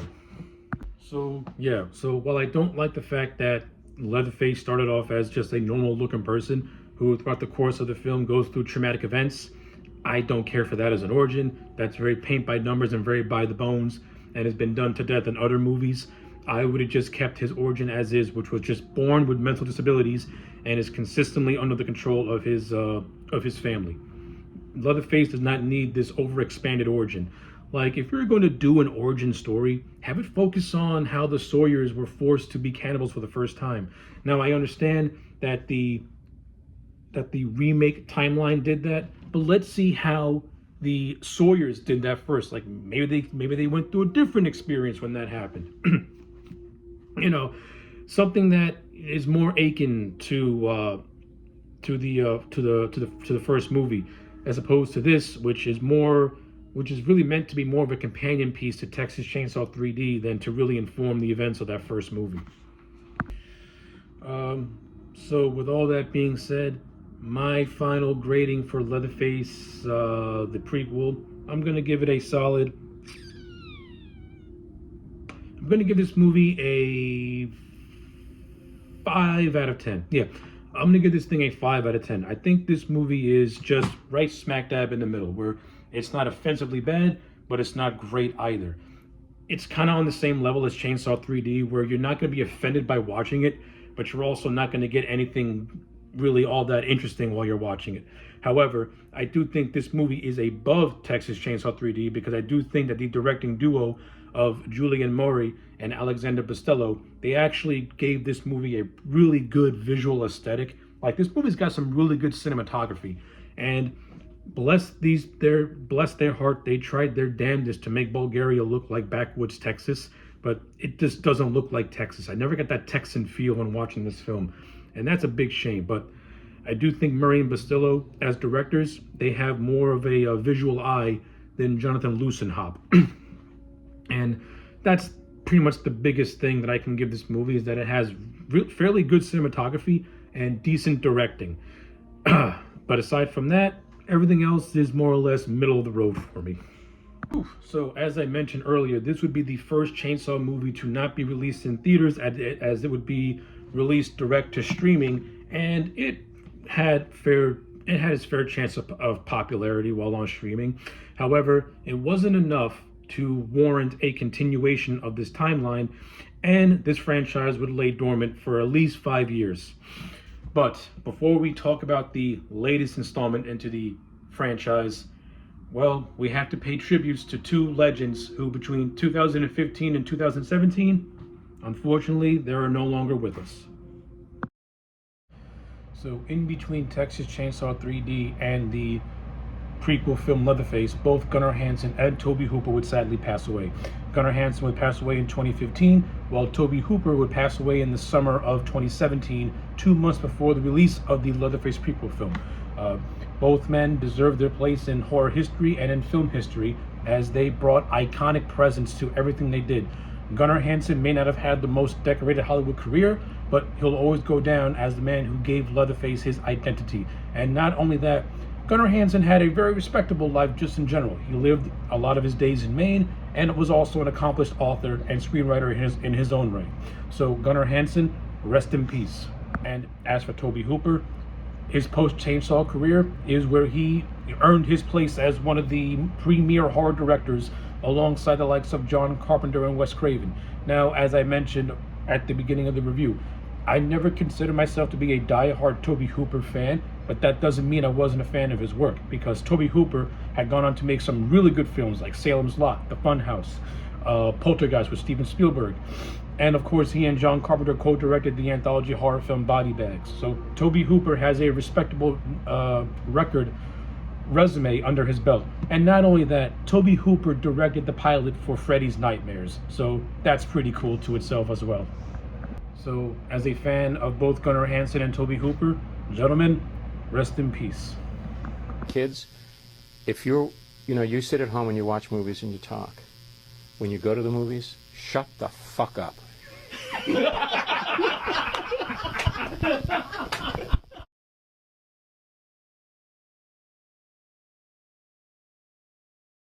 I would advise anyone who wants to direct pictures to get on with it and somehow find a way to do it. If it's on a $15 budget, if it's on a $200 budget, just do it. Because the opportunity probably won't just come your way.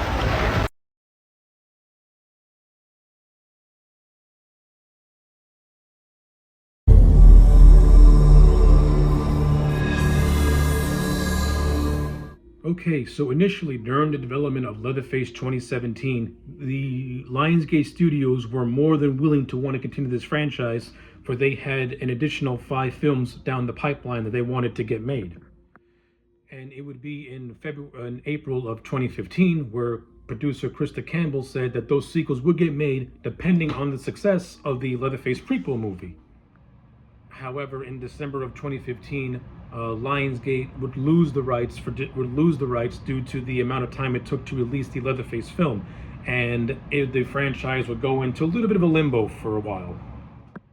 However, it would be in August 2018 where Legendary Pictures would acquire the rights, and they fully intended to want to take the franchise not only into films, but to expand it further with television. Now, the concept of a Texas Chainsaw Massacre TV show on paper could be intriguing if you did it right, but I don't have faith in these people doing a TCM TV show and giving it justice. But with all that being said, Legendary Pictures was going to go full ahead with making another film, even signing Fede Alvarez as producer. And by this time, Fede Alvarez had just did the Evil Dead reboot, which is actually really, really good. And he had just done Don't Breathe, which was another underrated horror movie. So he actually had a good mind as producer for this franchise. So right off the bat, this next installment was going to, it was already gaining some good faith. And then by February of 2020, the directors would be hired, which is the brother duo of Andy and Ryan Tohill. And then it would be announced in May that this film would be a direct continuation of the first Chainsaw movie and feature a 60-year-old Leatherface. So this is the second requel. And right there is where problems began. However, in February of 2022, Fede Alvarez would later clarify his statements and state that all films were going to be in continuity with this. Oh my goodness gracious, man. Fede, you should have just stuck to your guns and said this thing was going to be a direct continuation of that first movie. By saying that all films were going to be in continuity, that just completely further fucks everything up. So, now we get to filming. Production was initially supposed to start during May of 2020, but didn't get going until August of 2020.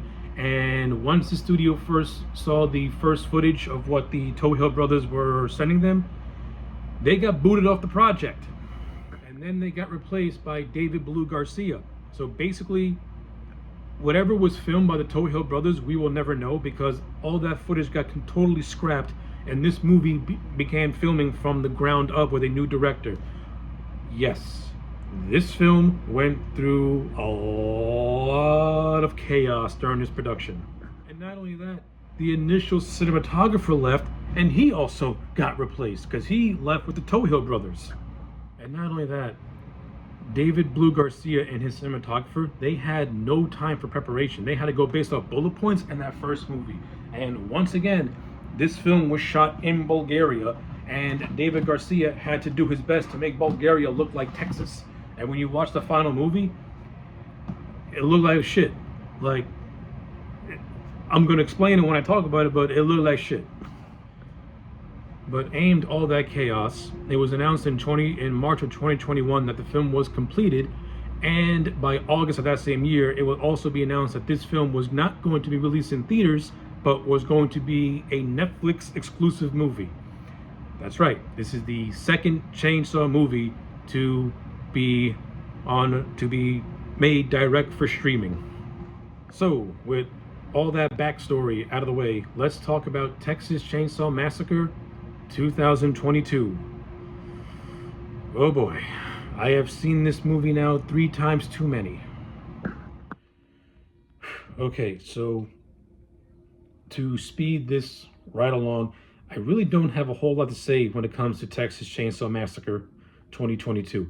I have already reviewed this movie on my channel already, and I pretty much, my thoughts on it haven't really changed much. If anything, I can say that it's a vast improvement over Chainsaw 3D, which I think sucks.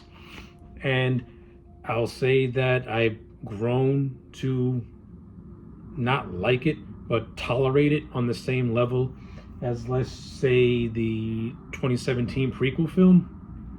But I still don't think this is a good entry into this franchise. I still don't think it's a solid entry into the franchise. I think it's just a middling entry into the franchise.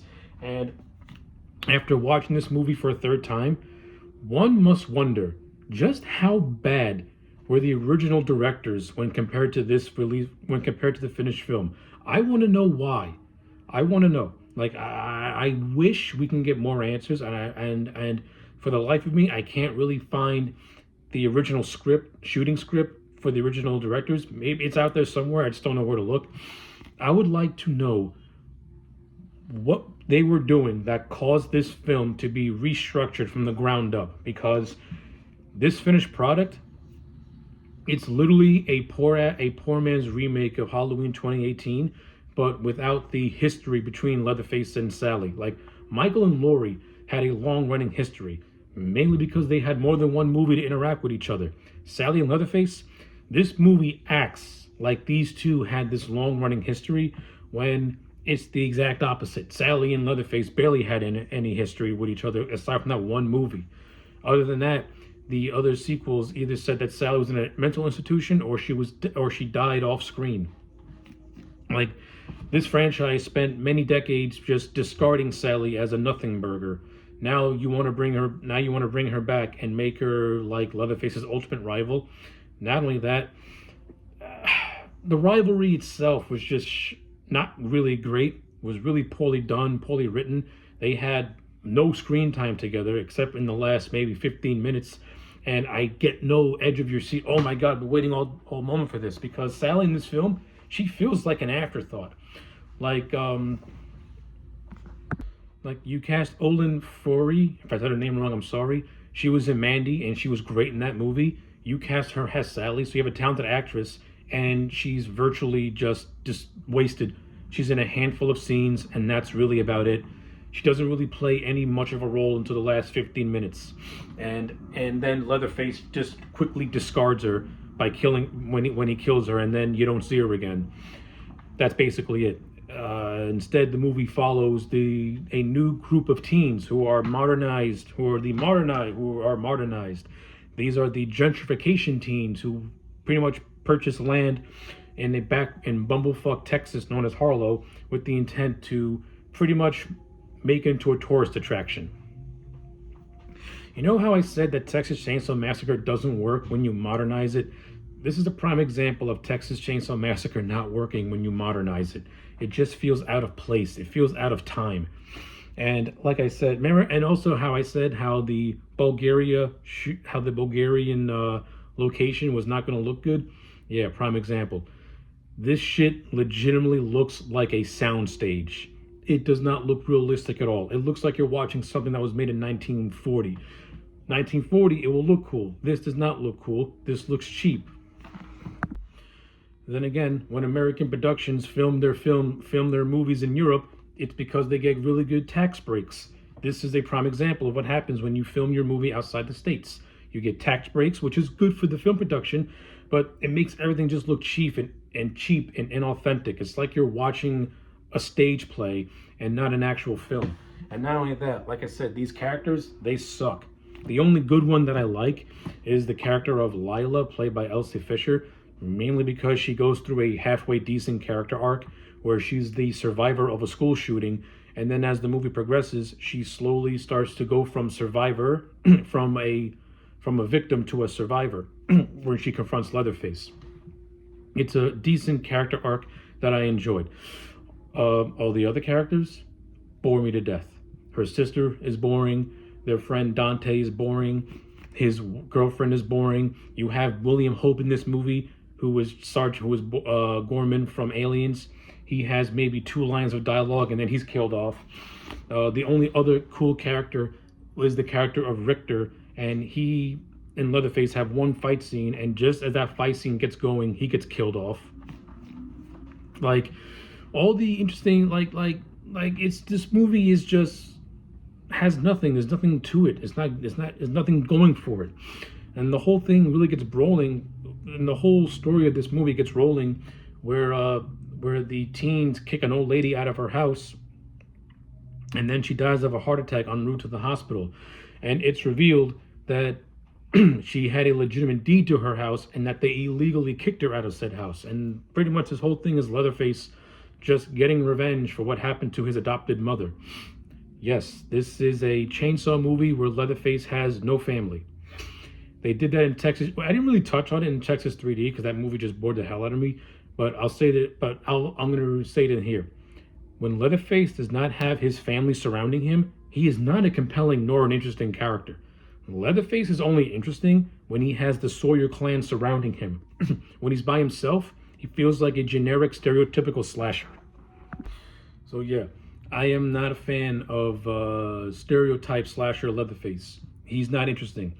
Leatherface doesn't have the on-screen charisma of a Jason or a Michael or a Freddy, where he can warrant being solo. He's someone who works best when he's part of an ensemble. But with that being said, I thought Mark Burnham, who plays Leatherface in this movie, he did an admirable job. He didn't bring anything new to the table, but he wasn't horrendous either. Like, he was okay for the material that he was given to work with. And I'm not gonna lie, this version of Leatherface does have some pretty decent kill scenes. Like, even though William Hope dies very early on, I like the kill scene I like his death scene. I like the scene when Dante's girlfriend dies. I like when he rips off his I like how after his mom, stepmom, whatever you want to call him, dies, he pretty much cuts off her face and wears it as like a sick tribute. So in essence, it's her coming back from the grave to get revenge for her untimely demise. So I thought that was relatively interesting.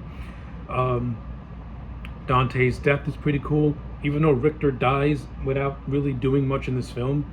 And not only that, he and Lila share a very interesting scene that does not even get close to being expanded upon in further sequences, where he learns about her backstory.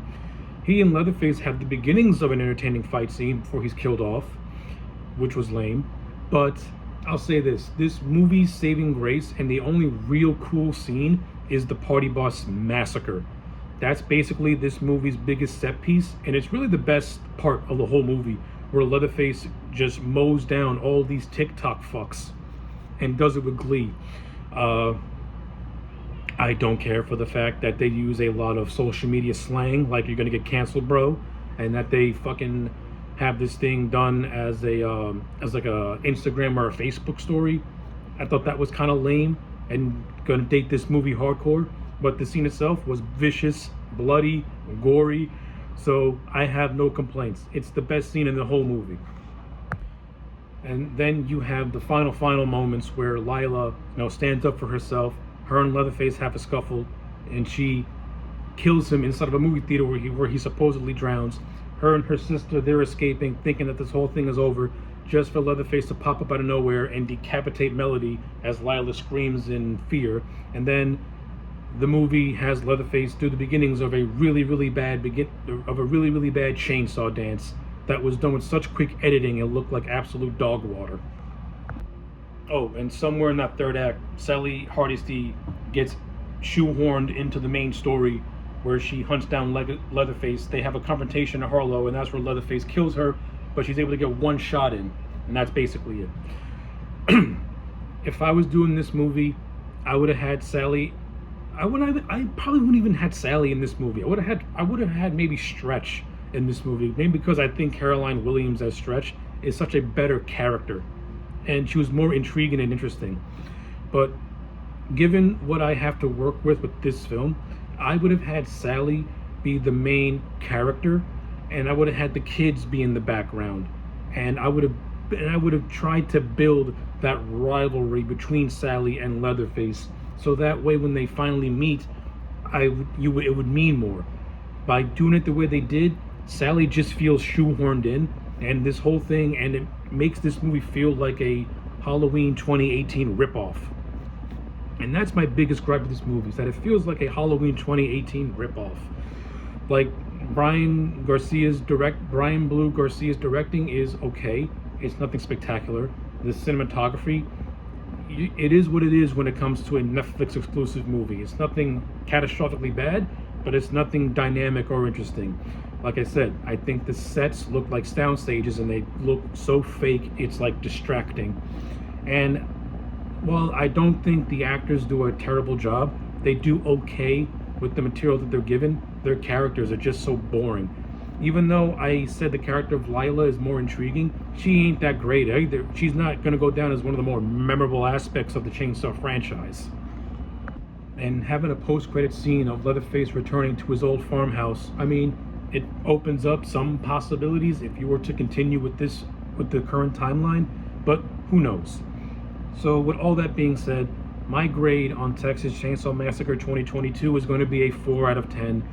I don't hate this movie. I don't have the energy to hate this movie. It's just okay. It's middle of the road. It's really not horrible. It's not the worst thing you'll ever see, but it's definitely a weak entry into the franchise overall. And yeah, I got nothing else. So that basically concludes my trek through the entire Texas Chainsaw Massacre franchise. So let's get on with the final thoughts and wrap this thing up. The Saw is family.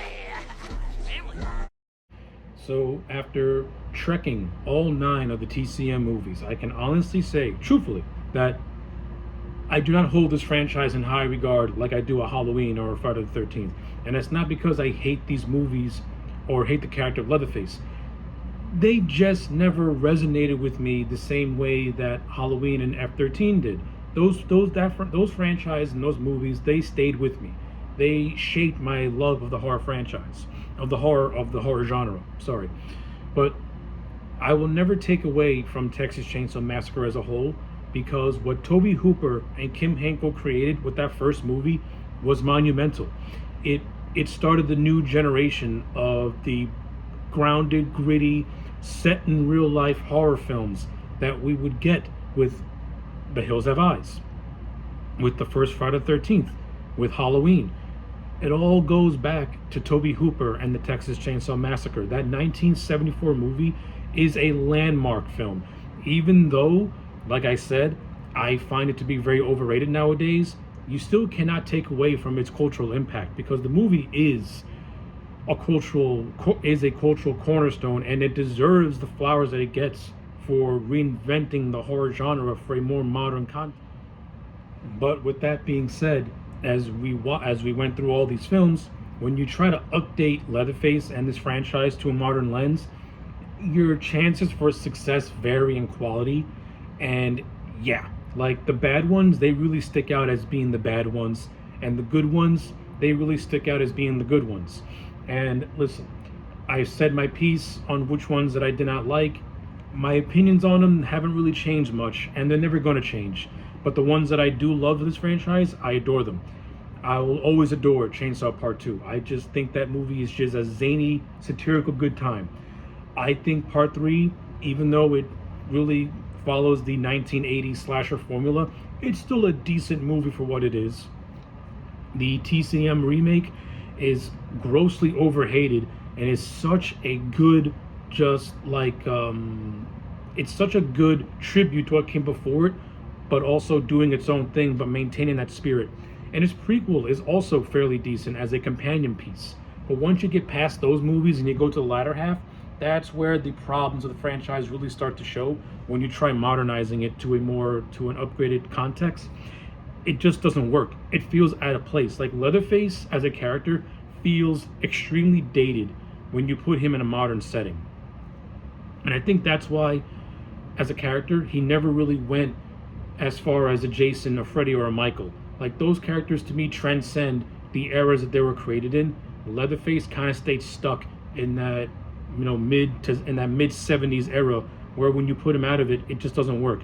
You got away with doing in the 80s a little bit, that worked, but once you get to the 90s, that's where you can really feel the datedness of it all. But even with that said, Leatherface does have his place in the horror echelon. He deserves to be mentioned with the big four because he is a cultural horror icon. And he deserves all the respect, and that character, his character, deserves the respect. Now, in terms of where this franchise can go in the future, so there were plans being made for a movie called the Texas Chainsaw Legacy, and a lot of prominent names were at one point or another in a bidding war for the film rights. You had Oz Perkins, who was one of my favorite horror directors working today, who wanted a slice at that. Jordan Peele, with his Monkey Paw Productions, wanted to get a piece. And also Tyler Sheridan, who was known for doing the Sicario films, which are really fucking great movies. He also put a bid in. But as of April of this year, 2026, Curry Barker,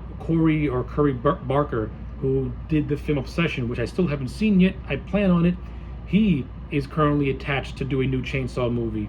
And I'm very curious on the spin he's going to give this franchise. So we'll just have to wait and see. But with all that being said, I want to thank everyone for joining me on this trek through the Texas wilderness. I hope everyone enjoyed this retrospective. Tell me your thoughts on the franchise down below. Rank your favorite films in this franchise down below. Like, comment, and subscribe, and I will check you back next time for more.